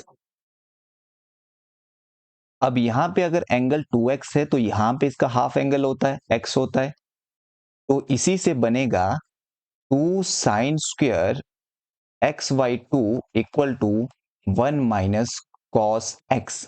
अगर यहां एंगल x है तो यहां पे एंगल x/2 होगा। तो इसके बाद हम लिमिट इसकी निकाल पाएंगे। तो हमें यहां से मिला, अब हमने लिमिट फाइंड करनी है। लिमिट x अप्रोचेस टू 0, ऊपर साइन x था, साइन x की जगह पे हम ये फॉर्मूला यूज करेंगे 2 sine x/2 cos x by 2 divided by under root, और नीचे आ जाएगा 1 माइनस कॉस एक्स का formula 2 sine square x by 2, और यहां से हमें मिलेगा लिमिट साथ में चलती जाएगी, लिमिट x अप्रोचेस टू 0। अब यहां पे नीचे 2 का अंडर रूट है तो अंडर रूट 2 आएगा, और यहाँ पे स्क्वायर से अंडर रूट कैंसिल होगा, नीचे साइन एक्स बाई 2 आएगा, और ये sine x by 2 sine x by 2 से कैंसिल होगा, और ऊपर रहेगा 2 कॉस एक्स बाई 2। अब यहाँ पे x को 0 पुट कर देंगे, cos 0 1 होता है, तो इसकी लिमिट आ जाएगी 2 अपॉन रूट 2, और रूट 2 से 2 कैंसिल होगा तो ऊपर रूट 2 आएगा, तो यहां से ऑप्शन डी हमारा सही ऑप्शन बनेगा। Next question is the set of zeros of the function f z equal to sine 1 upon z is. Option हमारे पास दिए हुए हैं, हमें इस फंक्शन साइन 1 अपॉन जेड के जीरोस फाइंड करने हैं। हम जानते हैं कि जो साइन जेड होता है वो जीरो कहां पे होता है, साइन जेड जीरो होता है एन पाई पे, जब एंगल एन पाई रहेगा, एन आता है इंटीजर से। यहां पे एंगल हमें दे रखा है 1 अपॉन जेड, इसका मतलब इस फंक्शन के जीरो हमें मिलेंगे जब ये एंगल एन पाई के इक्वल होगा, और यहां से हमें z की वैल्यू मिल जाएगी z equal to 1 upon N pi, और n हमारा रहता है सेट ऑफ इंटीजर से, तो यहां से ऑप्शन बी हमारा सही ऑप्शन होगा। नेक्स्ट क्वेश्चन में हमें इस सीक्वेंस की लिमिट फाइंड करनी है n अप्रोचेस टू इंफिनिटी पे। यहां पे एक रिजल्ट यूज होगा जो हमने अभी एक क्वेश्चन में किया। रिजल्ट ये था कि जैसे यहां पे एक सीक्वेंस 1 अपॉन एन है, दूसरी सीक्वेंस साइन 1 अपॉन एन है, एक सीक्वेंस 1 अपॉन एन और दूसरी साइन 1 अपॉन एन है। ये वाली सीक्वेंस जो है वो बाउंडेड है, क्योंकि साइन जो फंक्शन होता है वो बाउंडेड होता है, और ये वाली जो सीक्वेंस है इसकी limit n approaches to infinity पे 0 मिलती है। एक सीक्वेंस की लिमिट हमें 0 मिल रही है, दूसरी सीक्वेंस बाउंडेड है, तो उनके प्रोडक्ट की जो सीक्वेंस बनेगी उसकी लिमिट भी 0 ही होगी। तो यहां पे इस सीक्वेंस की लिमिट हमें 0 मिलेगी, तो ऑप्शन ए हमारा सही ऑप्शन होगा। नेक्स्ट क्वेश्चन में हमारे पास एक सीक्वेंस दी है और हमसे इसका लिमिट सुपीरियर और लिमिट इंफीरियर पूछा गया है। इस सीक्वेंस में आपको यहां पे -1 की पावर n दिख रहा है। अगर ये n इवन हुआ तो -1 की पावर इवन नंबर पॉजिटिव मिलेगा, और अगर ये ऑड हुआ तो -1 की पावर ऑड हमें नेगेटिव मिल जाएगा। तो यहां से दो सीक्वेंसेस हम बनाएंगे, एक इवन पोजीशन वाली टर्म्स की और एक ऑड पोजीशन वाली टर्म की। तो यहां से हमें दो सीक्वेंसेस मिल जाएगी, एक मिलेगी 1 + 1/n की पावर n, और एक मिल जाएगी 1 - 1/n की पावर n। अब ये वाली जो सीक्वेंस है इसकी लिमिट होती है e, और ये वाली जो सीक्वेंस है ये अप्रोच करती है e की पावर -1 को, यानी e की पावर -1 को हम लिख सकते हैं 1/e। इसकी लिमिट 1/e है, इसकी लिमिट e है। अब e की वैल्यू 2.73 समथिंग होती है, इसकी वैल्यू 1/e की 0 पॉइंट समथिंग आएगी, तो ये हमारा सुपीरियर हुआ, ये इंफीरियर है, क्योंकि ये लिमिट पॉइंट है, तो इसीलिए लिमिट सुपीरियर लिमिट इंफीरियर। तो यहां से हमें लिमिट सुपीरियर की वैल्यू मिली e, जो कि ऑप्शन डी में था, और लिमिट इंफीरियर मिला 1/e। अब जैसे आपको ये लिमिट 1 + 1/n की पावर n की लिमिट पता होती है कि e होती है, तो इसी तरह से हम इसको भी फाइंड कर सकते हैं, 1 - 1/n की पावर n को। इसको हम लिख सकते हैं 1 + 1/n और power n, which is equal to 1 + 1/n, और यहां पे पावर -n और यहां पे -1। अब जैसे यहां पे अगर n होता है और वही पावर में होता है तो इसकी लिमिट e होती है, तो यहां पे -n है, वही पावर में है, तो अंदर वाले की लिमिट हमें e मिलेगी, और ऊपर -1 है तो यहां से e की पावर -1 मिलेगा।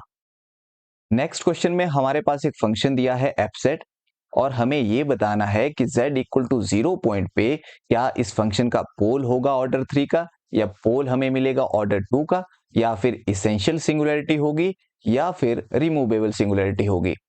तो सबसे पहले हम इस फंक्शन की लिमिट चेक करेंगे z इक्वल टू 0 पे।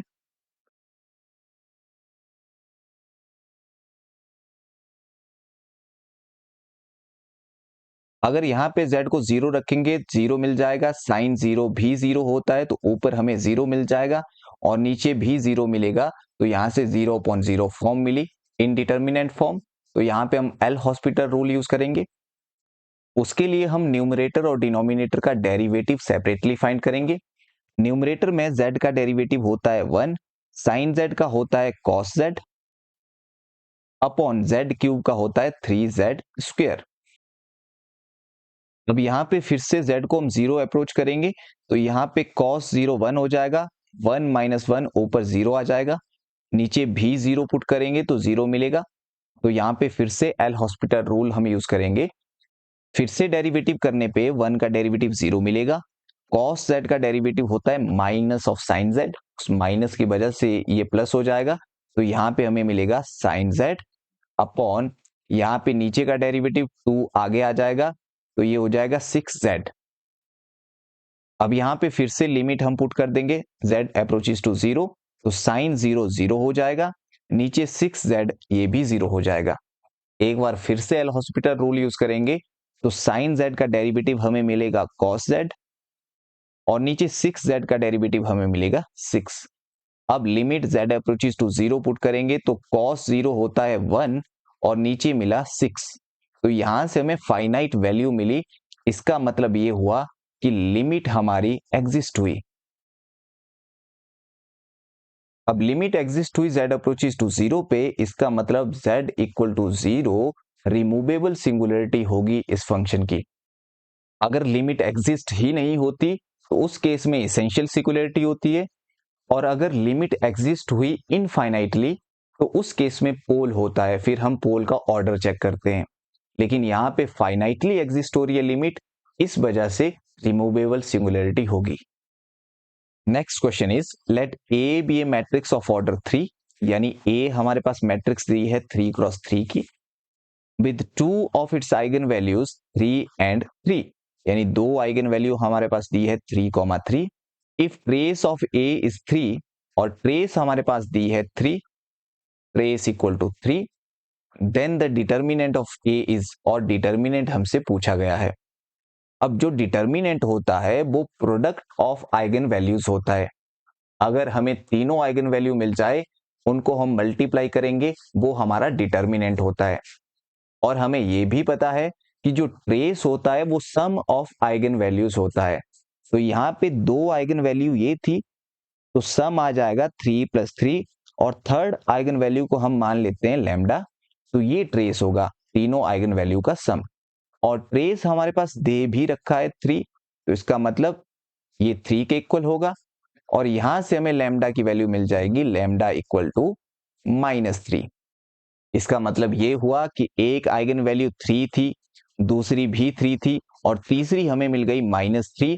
तो डिटर्मिनेंट यहां से हमें मिल जाएगा इन तीनों का प्रोडक्ट, 3 × 3 9, 9 3 = 27, तो यहां से -27 हमें मिलेगा, जो कि ऑप्शन सी में है। Next question sequence of function से पूछा गया है। हमारे पास एक सीक्वेंस ऑफ फंक्शन दी है nx/1 + n² x², और इस सीक्वेंस ऑफ फंक्शन की क्लोज्ड इंटरवल 0 to 1 पे पॉइंट वाइज कन्वर्जेंस और यूनिफॉर्मली कन्वर्जेंस पूछी गई है। इस क्वेश्चन को चाहे हम MN टेस्ट से कर सकते हैं या फिर बाय डेफिनेशन भी कर सकते हैं। अगर बाय डेफिनेशन इसको करें तो यहाँ पे जो ये 1 + n² x² है, ये बड़ा होगा n² x² से, क्योंकि यहाँ पे n² x² के साथ 1 ऐड हो रहा है और ये पॉजिटिव नंबर है, तो 1 + n² x² n² x² से बड़ा होगा। अगर मैं इनका रेसिप्रोकल करूं, क्योंकि यहाँ पे नीचे दिया है ये डिनोमिनेटर में, रेसिप्रोकल करने पे हमें मिलेगा 1/1 + n² x² is less than equal to 1/n² x²। क्योंकि रेसिप्रोकल करने से इनइक्वालिटी चेंज होती है, जैसे 4 बड़ा होता है 2 से, लेकिन 1/4 छोटा होता है 1/2 से। अब इसके बाद ऊपर हमें nx चाहिए, तो यहाँ पे हम nx मल्टीप्लाई कर देंगे बोथ साइड, तो हमें यहाँ से मिलेगा which is equal to nx upon 1 plus n square x square less than, यहाँ पे nx मल्टीप्लाई करेंगे तो एक n कैंसिल होगा, एक x कैंसिल होगा, यहाँ पे हमारे पास रहेगा nx। तो ये बेसिकली हमें 1 अपॉन nx से छोटा मिला। इन सब से पहले हमें पॉइंट वाइज कन्वर्जेंस चेक करनी चाहिए थी। वो कैसे चेक करते हैं? हमारे पास सीक्वेंस ऑफ फंक्शन है nx upon 1 plus n square x square. अगर हम x को 0 रखें, क्योंकि हमारे पास क्लोज्ड इंटरवल 0 से 1 दिया है, यानी x आएगा इस इंटरवल से, इसमें 0 भी है। अगर यहाँ पे x को 0 रखें तो ऊपर 0 आ जाएगा, यहाँ पे ये 0 हो जाएगा, तो 0 अपॉन 1 मिलेगा, यानी यहाँ से 0 आएगा। इसका मतलब जब x 0 था तो ये जो सीक्वेंस ऑफ फंक्शन है ये 0 की तरफ जाएगा। अब अगर x नॉन जीरो हुआ तो उस केस में क्या होगा? हम इस सीक्वेंस की लिमिट चेक करेंगे n अप्रोचेस टू इंफिनिटी पे। ऊपर एक n है, नीचे n स्क्वायर है, एक n कैंसिल भी हो जाएगा, लेकिन नीचे डिनोमिनेटर में एक n रहेगा, जिस वजह से जब हम n को इन्फिनिटी अप्रोच करेंगे तो डिनोमिनेटर में इन्फिनिटी आने की वजह से आंसर 0 आएगा। तो इसका मतलब इस सीक्वेंस की लिमिट हमें 0 ही मिलेगी, चाहे x 0 हो या नॉन जीरो हो। और इसका मतलब ये हुआ कि ये जो सीक्वेंस है वो पॉइंट वाइज कन्वर्ज कर रही है 0 की तरफ। पॉइंट वाइज कन्वर्जेंट तो ये है, क्योंकि x इक्वल टू 0 पॉइंट पे भी कन्वर्ज कर रही है और x not equal to 0 points पे भी ये कन्वर्ज कर रही है। पॉइंट वाइज कन्वर्जेंट मिल गई, तो इसका मतलब ये ऑप्शन सी तो हमारा गलत ऑप्शन हो जाएगा, क्योंकि यहाँ पे लिखा है does not converge point wise. अब यूनिफॉर्म कन्वर्जेंस पे आते हैं। यहां से हमें 1 अपॉन nx मिला है, तो बाय डेफिनेशन हम 1 अपॉन nx माइनस ये जो लिमिट मिली है 0, इसके मॉड को लेस देन एप्सिलॉन पुट करते हैं और यहां से n की वैल्यू फाइंड करते हैं। तो हमें यहां से मिलेगा, अब यहाँ पे क्योंकि x पॉजिटिव है, इस इंटरवल से आ रहा है, और n भी पॉजिटिव है, नेचुरल नंबर, तो मॉड की जरूरत यहाँ पे नहीं है, तो हमें यहाँ से मिल जाएगा 1 upon nx is less then epsilon. This implies nx is greater then 1 upon epsilon. यहाँ पे हमने रेसिप्रोकल किया, इनइक्वालिटी चेंज हुई और यहां से हमें वैल्यू मिलेगी, this implies n is greater than equal to epsilon x। अब यहाँ पे इस n की वैल्यू में अगर हम x को 0 पुट करेंगे तो यहां से 1 अपॉन 0 मिलेगा, जो कि अनडिफाइंड होता है। इसका मतलब 0 पॉइंट पे दिक्कत हुई, इस वजह से ये sequence of function uniformly convergent नहीं होगा। अगर यहाँ पे इंटरवल 0 1 के बजाय कोई और ऐसा इंटरवल दिया होता, जैसे a to 1, जहां पे a ग्रेटर देन 0 है, तो इस वाले इंटरवल के लिए ये यूनिफॉर्मली कन्वर्जेंट हो जाता। तो यहां से अब हम ऑप्शन चेक करेंगे, तो यहां से हमें मिला converge pointwise but not uniformly on 0 to 1। Option B हमारा सही ऑप्शन होगा। नेक्स्ट क्वेश्चन में हमारे पास एक लीनियर ट्रांसफॉर्मेशन t दी है r³ to r4 और t ऑफ 110 की वैल्यू दी है ये, और यहाँ पे t 101 पे वैल्यू दी है ये वाली, और t ऑफ 011 पे वैल्यू दी है ये, और हमें t ऑफ 111 पे वैल्यू फाइंड करनी है। ऐसे क्वेश्चन को करने के लिए हमें जिस पॉइंट को ट्रांसफॉर्म करना होता है, जो कि यहाँ पे 1,1,1 है, हम इस पॉइंट को, जो यहाँ बेसिस दिए हैं 110, 101, 011, इनके लीनियर कॉम्बिनेशन में लिखते हैं। तो यहां से हम 111 को लीनियर कॉम्बिनेशन में लिखेंगे 110 की, तो यहाँ पे a रख देता हूं, प्लस b इंटू दूसरा हमारे पास था 101, तो यहां से 101 प्लस c इंटू तीसरा हमारे पास था 011। हम इनकी लीनियर कॉम्बिनेशन में 111 को रख देंगे, यहां से इक्वेशन लिखेंगे। अब यहां से इसे सॉल्व करके हम a, b और c की वैल्यू फाइंड कर देंगे। तो यहां से हमें बेसिकली मिला क्या? अब a अंदर जाएगा, पहले से हमें a मिलेगा, यहाँ पे b अंदर जाएगा, फर्स्ट से हमें v मिलेगा, और यहाँ c अंदर जाएगा तो यहाँ से 0 मिलेगा। तो यहां से बेसिकली हमें मिला यहाँ पे a प्लस आगे मिल गया b और आगे 0 मिला। ये पहले कोऑर्डिनेट की वैल्यू थी जो कि इक्वल होगी इस 1 के, तो यहां से हमें इक्वेशन मिली ये। अब जब ये a सेकंड में जाएगा तो यहां से हमें a मिल जाएगा, यहाँ b मल्टीप्लाई करेगा सेकंड में, यहां से हमें 0 मिल जाएगा, c मल्टीप्लाई करेगा सेकंड में, यहां से हमें c मिल जाएगा। तो इक्वेशन हमें मिलेगी a plus c equal to, और यहां से सेकंड वाला है 1। इसी तरह से a जब थर्ड में मल्टीप्लाई होगा 0 मिलेगा, यहाँ पे b जब मल्टीप्लाई होगा b मिलेगा, यहाँ पे c जब मल्टीप्लाई होगा c मिलेगा, इक्वल टू यहां से थर्ड था 1, तो यहां से हमें इक्वेशन ये मिली। इसके बाद हम इन तीनों इक्वेशन को सॉल्व करेंगे, वहां से a, b और c की वैल्यू फाइंड करेंगे। यहां पे ये डायरेक्टली भी सॉल्व हो रही है हिट एंड ट्रायल से। अगर देखें a की वैल्यू हाफ, b की वैल्यू हाफ और c की वैल्यू अगर हाफ है तो वो इन तीनों इक्वेशन को सेटिस्फाई कर रही है। तो इसके बाद हम a, b और c की वैल्यू यहां पे रख देंगे, तो हमें मिल जाएगा 111 equal to half 110 plus half 101 plus half 011।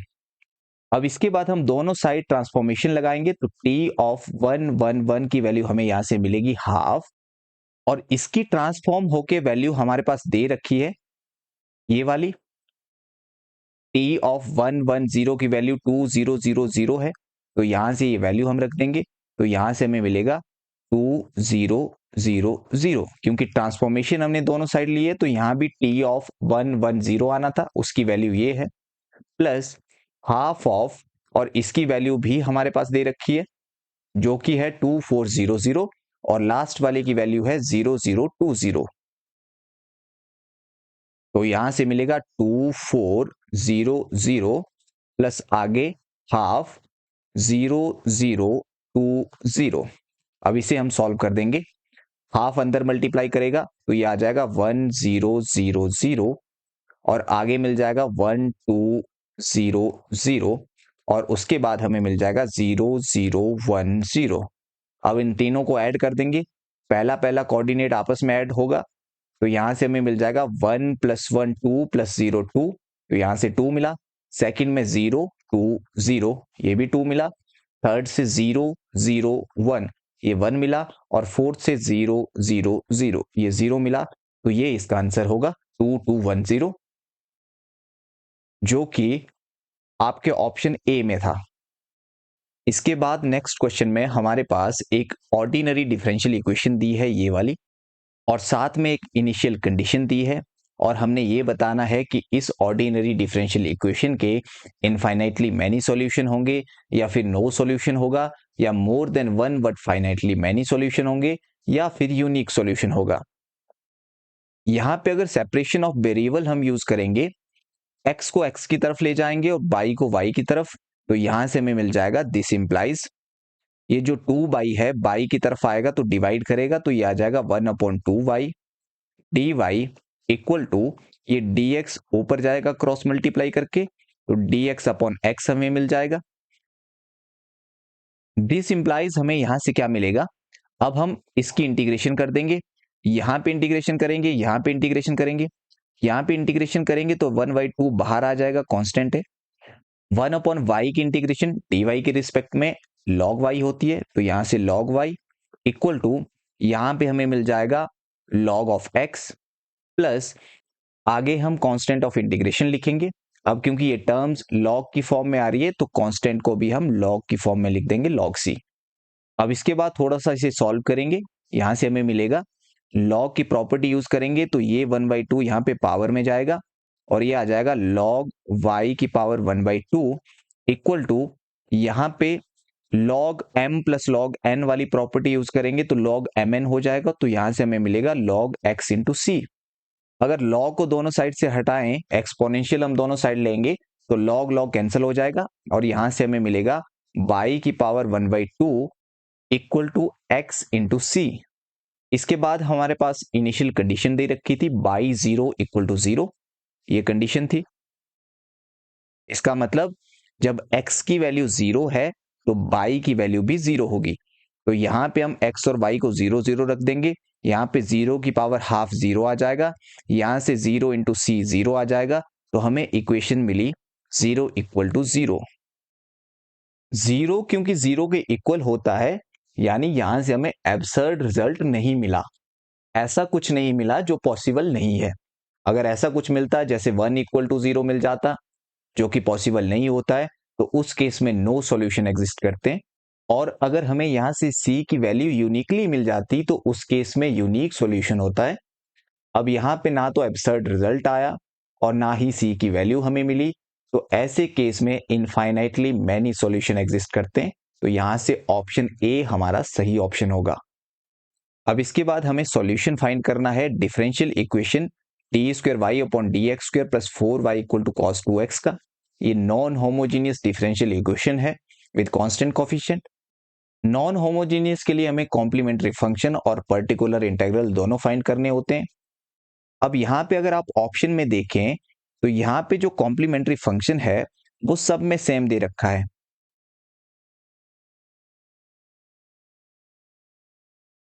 तो इसका मतलब हम सीधा सीधा पर्टिकुलर इंटीग्रल फाइंड करेंगे। तो पी आई के लिए हम लिखेंगे 1/, इसकी अगर सिंबॉलिक फॉर्म देखें तो यहां से हमें मिलना था, डबल ऑर्डर डेरिवेटिव है तो d² प्लस आगे 4 और यहाँ पे cos 2x। अब यहाँ पे 2 है तो हम इस केस में d² को पुट करते हैं एक बाहर माइनस और आगे 2 का स्क्वायर और ये वैल्यू आ जाती है -4। तो यहाँ पे अगर -4 पुट कर देंगे तो हमें मिलेगा 1/, ये -4 + 4 0 आ जाएगा, साथ में cos 2x। अब अगर 0 आए तो ऐसे केस में रूल फेल हो जाता है। इस केस में हम क्या करते हैं, ऊपर एक x मल्टीप्लाई करते हैं। x इसीलिए क्योंकि यहाँ पे जो डिफरेंशिएशन हुई थी वो x के रिस्पेक्ट में थी, और नीचे इस फंक्शन का डेरिवेटिव करते हैं। d² का डेरिवेटिव होगा 2d और 4 का डेरिवेटिव होगा 0 और ऊपर है cos 2x। तो यहां से हमें मिला which is equal to x/2 बाहर 1/d cos 2x। अब ये जो d सिंबल हम देते हैं, d सिंबल हम देते हैं d/dx को, derivative with respect to x। तो इसका मतलब ये हुआ कि जो 1/d है वो एंटी डेरिवेटिव बन जाएगा, यानी इंटीग्रेशन का काम करेगा। तो यहां से cos 2x की इंटीग्रेशन हम लिखेंगे। cos 2x की इंटीग्रेशन होती है, cos की होती है sin, तो sin 2x, और ये जो 2 होता है ये डिवाइड करता है यहाँ पे। तो यहां से हमें मिल जाएगा x/2 × 2 4 × sin 2x, जो कि ऑप्शन ए में है, x/4 sin 2x। तो ऑप्शन ए हमारा सही ऑप्शन होगा। नेक्स्ट क्वेश्चन कॉची प्रॉब्लम का है। हमारे पास ये इक्वेशन दे रखी है और साथ में कहा है कि u = 1 है इस लाइन पे, और हमने ये बताना है कि स्कॉची प्रॉब्लम का एग्जैक्टली 1 सॉल्यूशन होगा या फिर 2 सॉल्यूशंस होंगे या इनफाइनाइटली मैनी सॉल्यूशन होंगे या फिर नो सॉल्यूशन होगा। यहाँ पे हमारे पास फंक्शन दे रखा है u और पहला डेरिवेटिव है x के रिस्पेक्ट में। तो हम सबसे पहले लिखेंगे dx अपॉन, अब यहाँ पे क्योंकि partial derivative with respect to x है और इसका कॉफिशिएंट 2 है तो उसे हम यहाँ पे लिख देते हैं, विच इज इक्वल टू, आगे y के रिस्पेक्ट में है तो dy अपॉन इसका कॉफिशिएंट 3 है, और क्योंकि फंक्शन u था तो लास्ट में du अपॉन नीचे 5 है तो यहां से 5। अब अगर पहले दो को हम सॉल्व करें तो 3 क्रॉस मल्टीप्लाई करके यहां आ जाएगा, तो हमें मिलेगा 3dx equal to 2dy। Integration करेंगे तो 3dx की 3 कांस्टेंट, dx की integration x equal to 2dy की integration y plus constant of integration, ये हमें यहां से मिलेगा। और अगर हम लास्ट दो को सॉल्व करेंगे तो यहां से हमें मिलेगा 5dy equal to 3du, employees यहां से इंटीग्रेशन करेंगे तो 5dy की आ जाएगी 5y equal to 3u plus constant of integration यहां पे कुछ रख देते हैं a। अब इसके बाद यहां से हम c की वैल्यू फाइंड करेंगे तो हमें c मिल जाएगा 3x - 2y, और यहां से अगर a की वैल्यू फाइंड करेंगे तो a हमें मिलेगा 5y - 3u। अब इसके बाद हम क्या करते हैं, अब क्योंकि हमारे पास a और c दोनों कांस्टेंट की वैल्यू है तो हम क्या करते हैं, a को पुट कर देते हैं phi of c।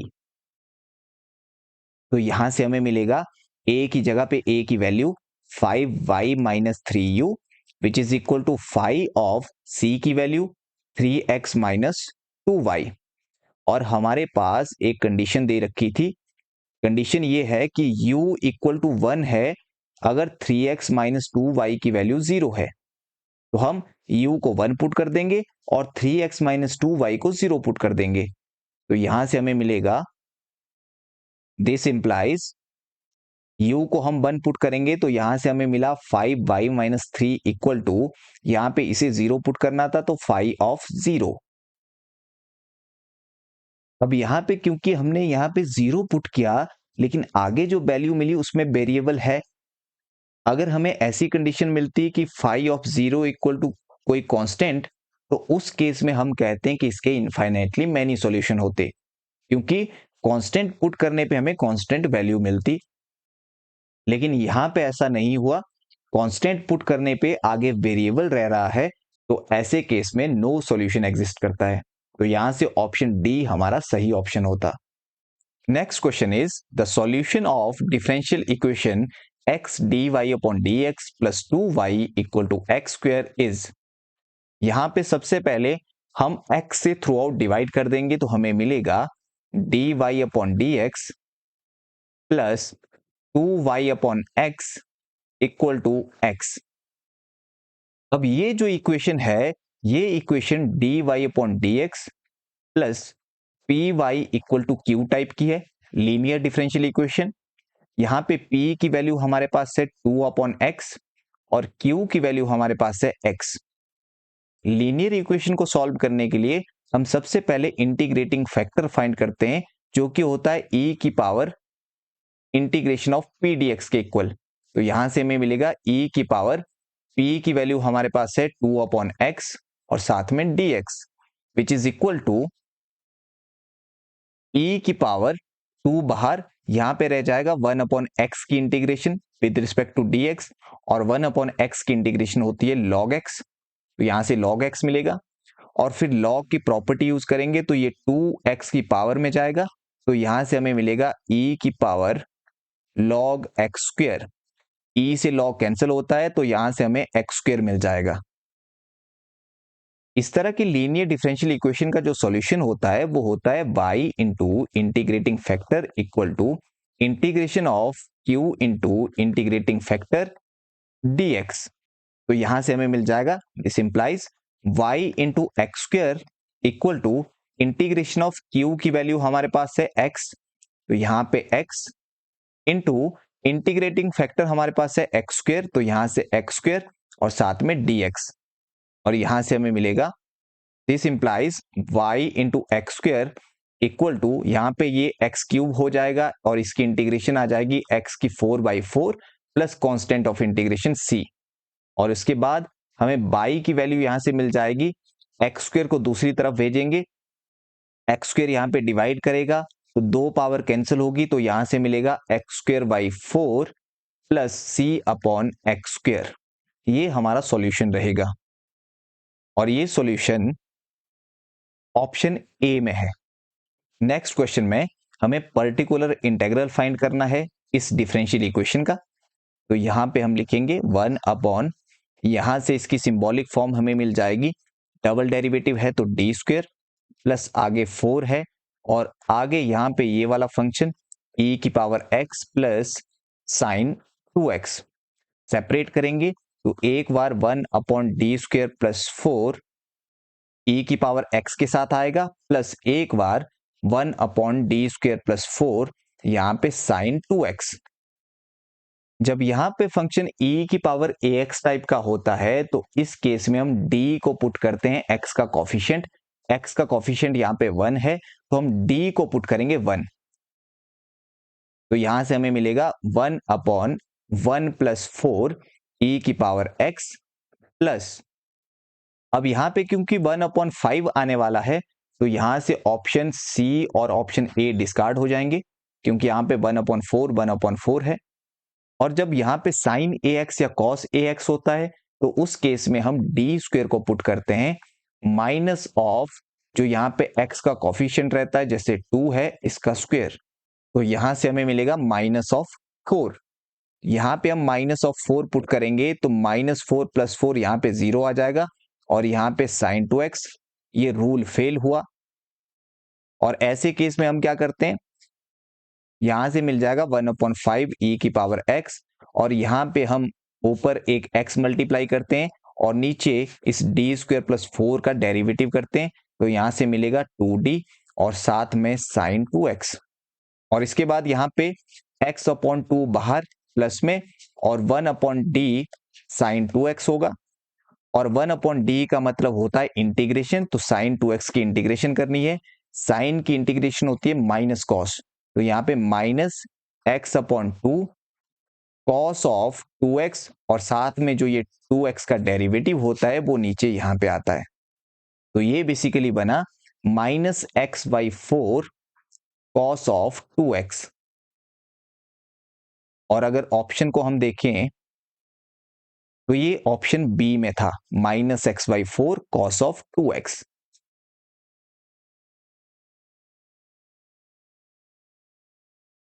Next question is the remainder when 1 factorial plus 2 factorial plus 3 factorial plus so on plus 1000 factorial is divided by 4 is। हमें यहाँ पे रिमाइंडर फाइंड करना है जब हम इसे 4 से डिवाइड करेंगे। अब यहाँ पे हमारे पास है 1 factorial plus 2 factorial plus 3 factorial plus 4 factorial plus 5 factorial plus 6 factorial plus so on plus 1000 factorial. और यहां से हमें मिलेगा 1 factorial plus 2 factorial plus 3 factorial plus आगे 4 फैक्टोरियल। अब यहाँ पे 4 फैक्टोरियल हमने कॉमन ले लिया तो यहाँ पे 1 बचेगा। अब इसके बाद यहाँ पे 5 फैक्टोरियल है, 5 फैक्टोरियल को हम लिख सकते हैं 5 × 4 फैक्टोरियल। इसी तरह से 6 फैक्टोरियल को हम लिख सकते हैं 6 × 5 × 4 फैक्टोरियल। इसका मतलब ये हुआ कि इन सभी नंबर में 4 फैक्टोरियल हमें कॉमन मिलेगा, तो 4 फैक्टोरियल हमने बाहर निकाल दिया, अंदर जो मर्जी आए। अब यहां पे जो हमें ये मिला, ये पूरा का पूरा 4 से पूरा डिवाइड हो जाएगा क्योंकि 4 फैक्टोरियल में 4 होता है। इसका मतलब रिमाइंडर हमें बाकी बचे हुए नंबर से मिलेगा। 1 फैक्टोरियल होता है 1 के इक्वल, 2 फैक्टोरियल होता है 2, 3 फैक्टोरियल होता है 3 × 2 × 1 यानी 6 और यहां से हमें मिला 6 + 2 8 + 1 9, तो ये 9 आया। अब हमने क्योंकि 4 से डिवाइड करना था और रिमाइंडर देखना था क्या आ रहा है, 9 को जब 4 से डिवाइड करेंगे तो 4 × 2 = 8 हो जाएगा और 1 रिमाइंडर रहेगा, तो यहां से ऑप्शन सी हमारा सही ऑप्शन होगा। इसके बाद नेक्स्ट क्वेश्चन में हमें एक्सट्रीमल फाइंड करना है इस फंक्शनल का और साथ में यहां पे 2 कंडीशंस दी है। एक्सट्रीमल फाइंड करने के लिए हम आइलर इक्वेशन का यूज करते हैं जो कि होती है fy माइनस d/dx fy' = 0 और f यहाँ पे होता है ये वाला फंक्शनल और fy का मतलब है हमने पार्शियल डेरिवेटिव फाइंड करना है विद रिस्पेक्ट टू y। तो अगर इसका पार्शियल डेरिवेटिव हम निकालेंगे विद रिस्पेक्ट टू y तो y का डेरिवेटिव y के रिस्पेक्ट में 1 आएगा, तो यहां से हमें मिला 1। x² कांस्टेंट हो जाएगा क्योंकि पार्शियल डेरिवेटिव है, इसीलिए x² का डेरिवेटिव 0 और यहाँ पे ये भी कांस्टेंट हो जाएगा क्योंकि पार्शियल डेरिवेटिव है, इस बार y से करना है हमने और आगे माइनस है तो यहाँ पे माइनस मिलेगा। d/dx fy' partial derivative y' के रिस्पेक्ट में, तो यहाँ पे y का 0 हो जाएगा, x² का भी 0 हो जाएगा क्योंकि ये कांस्टेंट हो जाएंगे, डेरिवेटिव अभी पार्शियल है y' के रिस्पेक्ट में, तो यहां से इसका डेरिवेटिव आ जाएगा y' का होगा 2y' और उस 2 से ये 4 कैंसिल हो जाएगा, तो बेसिकली हमारे पास आएगा y'/2 = 0। अब इसके बाद हमें यहां से मिलेगा 1 माइनस, अब इसका टोटल डेरिवेटिव होगा तो y' का डेरिवेटिव हो जाएगा y" डिवाइडेड बाई 2 = 0 और यहां से हमें मिलेगा दिस इंप्लाइज -y"/2 = -1, माइनस से माइनस खत्म और यहां से हमें मिला y" = 2 इंप्लाइज, एक बार इंटीग्रेशन करेंगे, यहां पे इंटीग्रेशन, यहां पे इंटीग्रेशन, बाई डबल डैश है यानी डबल डेरिवेटिव है, एक डेरिवेटिव इंटीग्रेशन से कैंसिल होगा तो यहां से बचेगा बाई डैश और आगे 2 की इंटीग्रेशन होगी 2x plus constant of integration a। इसके बाद एक बार फिर से हम इंटीग्रेशन करेंगे, यहाँ पे सिंगल ऑर्डर डेरिवेटिव अब रहा है तो ये डेरिवेटिव भी इंटीग्रेशन से खत्म होगा तो यहां से हमें मिलेगा y इक्वल टू, इसकी इंटीग्रेशन आ जाएगी 2 इंटू एक्स स्क्वेयर बाई 2 और उस 2 से ये 2 कैंसिल होगा तो यहां पे रहेगा एक्स स्क्वेयर प्लस इसकी इंटीग्रेशन होगी a साथ में x और एक और कांस्टेंट ऑफ इंटीग्रेशन आ जाएगा b। ये इसीलिए हुआ क्योंकि यहाँ पे हम इंटीग्रेशन कर रहे हैं बाई डैश की, यहाँ पे dx होगा, आगे 2x dx होगा, फिर प्लस आगे a dx होगा। यहाँ पे डेरिवेटिव से इंटीग्रेशन कैंसिल होगा तो यहाँ पे y रहेगा और यहाँ पे 2 इंटू एक्स स्क्वेयर बाई 2 आ जाएगा, 2 से 2 कैंसिल होगा तो एक्स स्क्वेयर आएगा, इसकी इंटीग्रेशन a बाहर dx की x आ जाएगी और यहाँ पे कांस्टेंट ऑफ इंटीग्रेशन। ये हमारे पास y की वैल्यू आई, लेकिन साथ में हमारे पास दो कंडीशन दे रखी थी। कंडीशन ये थी कि y 0 equal to 0, y 1 equal to 0। अब हम इन कंडीशन का यूज करेंगे और कांस्टेंट a और b की वैल्यू फाइंड करेंगे। तो यहां से हमें मिलेगा बाई 0 इक्वल टू 0, ये कंडीशन लगाएंगे तो यहां पे x की वैल्यू 0 है और y की वैल्यू भी 0 है। तो x और y को 0 0 रखेंगे, y की जगह पे 0, x की जगह पे 0, यहां भी 0 रखा तो ये भी 0 प्लस b, तो यहां से b की वैल्यू मिल गई 0। तो यहां से b हमारा खत्म हो गया। अब हमारे पास बचा है y equal to x square plus a x. अब दूसरी कंडीशन हम यूज करेंगे y ऑफ 1 इक्वल टू 0, ये वाली वैल्यू होती है x की, यानी x की वैल्यू 1 रखेंगे और y की वैल्यू 0 रखेंगे। तो यहाँ पे y को 0 रख देंगे which is equal to x की जगह पे यहाँ पे 1 रख देंगे प्लस यहाँ पे x की जगह 1 रख देंगे तो a मिलेगा। This implies a equal to -1। तो यहां से हमें y की वैल्यू अब मिल जाएगी, यहाँ पे एक्स स्क्वेयर, a की वैल्यू आई है -1 तो यहां से -x, क्योंकि a के साथ x था, b की वैल्यू 0 है तो ये हमारा एक्सट्रीमल हुआ y equal to x square minus x, जो कि ऑप्शन डी में था। नेक्स्ट क्वेश्चन में एक और वेरिएशनल प्रॉब्लम हमारे पास है और यहाँ पे i of y of x दिया है ये, तो यहां से f की वैल्यू हमें मिल जाएगी ये वाली। y डैश को अंदर मल्टीप्लाई करेंगे तो 3x y डैश आएगा और माइनस y डैश आ जाएगा। अब इसका पहले एक्सट्रीमल हम फाइंड करेंगे। अब इसके बाद हम आइलर इक्वेशन यूज करेंगे जो कि थी f y minus d upon d x f y dash equal to 0 implies. अब यहां पे f का डेरिवेटिव हम फाइंड करेंगे बाई के रिस्पेक्ट में पार्शियली। यहां पे बाई है नहीं, पार्शियल डेरिवेटिव है तो ये कांस्टेंट हो जाएगा, इसका डेरिवेटिव 0 मिलेगा। यहां पे बाई है, बाई का डेरिवेटिव y के रिस्पेक्ट में 1 आएगा और जो इसके साथ में वो कांस्टेंट होगा तो यहां से हमें मिलेगा माइनस बाई डैश। तो माइनस बाई डैश आगे माइनस होता है और इसके बाद आता है डी अपॉन डी एक्स, आगे f y dash partial derivative with respect to y dash. अब ये एफ वाई डैश चाहे यहां से निकालो चाहे यहां से, यहां पे बाई डैश का वाई डैश के रिस्पेक्ट में 1 हो जाएगा, ये कांस्टेंट रहेगा क्योंकि इसमें वाई डैश नहीं है तो यहां से हमें मिलेगा 3x minus Y equal to 0 और इसके बाद हमें यहां से मिला minus Y dash minus 3x का डेरिवेटिव करेंगे x के रिस्पेक्ट में, x का 1 हो जाएगा, 3 कांस्टेंट है, बाहर माइनस से ओपन हो रहा है ब्रैकेट तो यहाँ पे 3 आ जाएगा और आगे माइनस से ब्रैकेट ओपन हो रहा है तो माइनस माइनस प्लस हो जाएंगे। डेरिवेटिव ऑफ y वो आ जाता है y डैश इक्वल टू 0, यहाँ पे minus y dash plus by dash cancel हो जाएगा और यहां से हमें मिला -3 इक्वल टू 0। -3 0 के इक्वल नहीं होता है, यानी हमें यहां से एब्सर्ड रिजल्ट मिला। अगर ऐसा कोई रिजल्ट आपको मिलता है तो उस केस में नो सॉल्यूशन एग्जिस्ट करता है। तो यहां से ऑप्शन सी हमारा सही ऑप्शन होगा। बाकी बचे हुए 40 क्वेश्चन हम नेक्स्ट वीडियो में करेंगे। So thank you.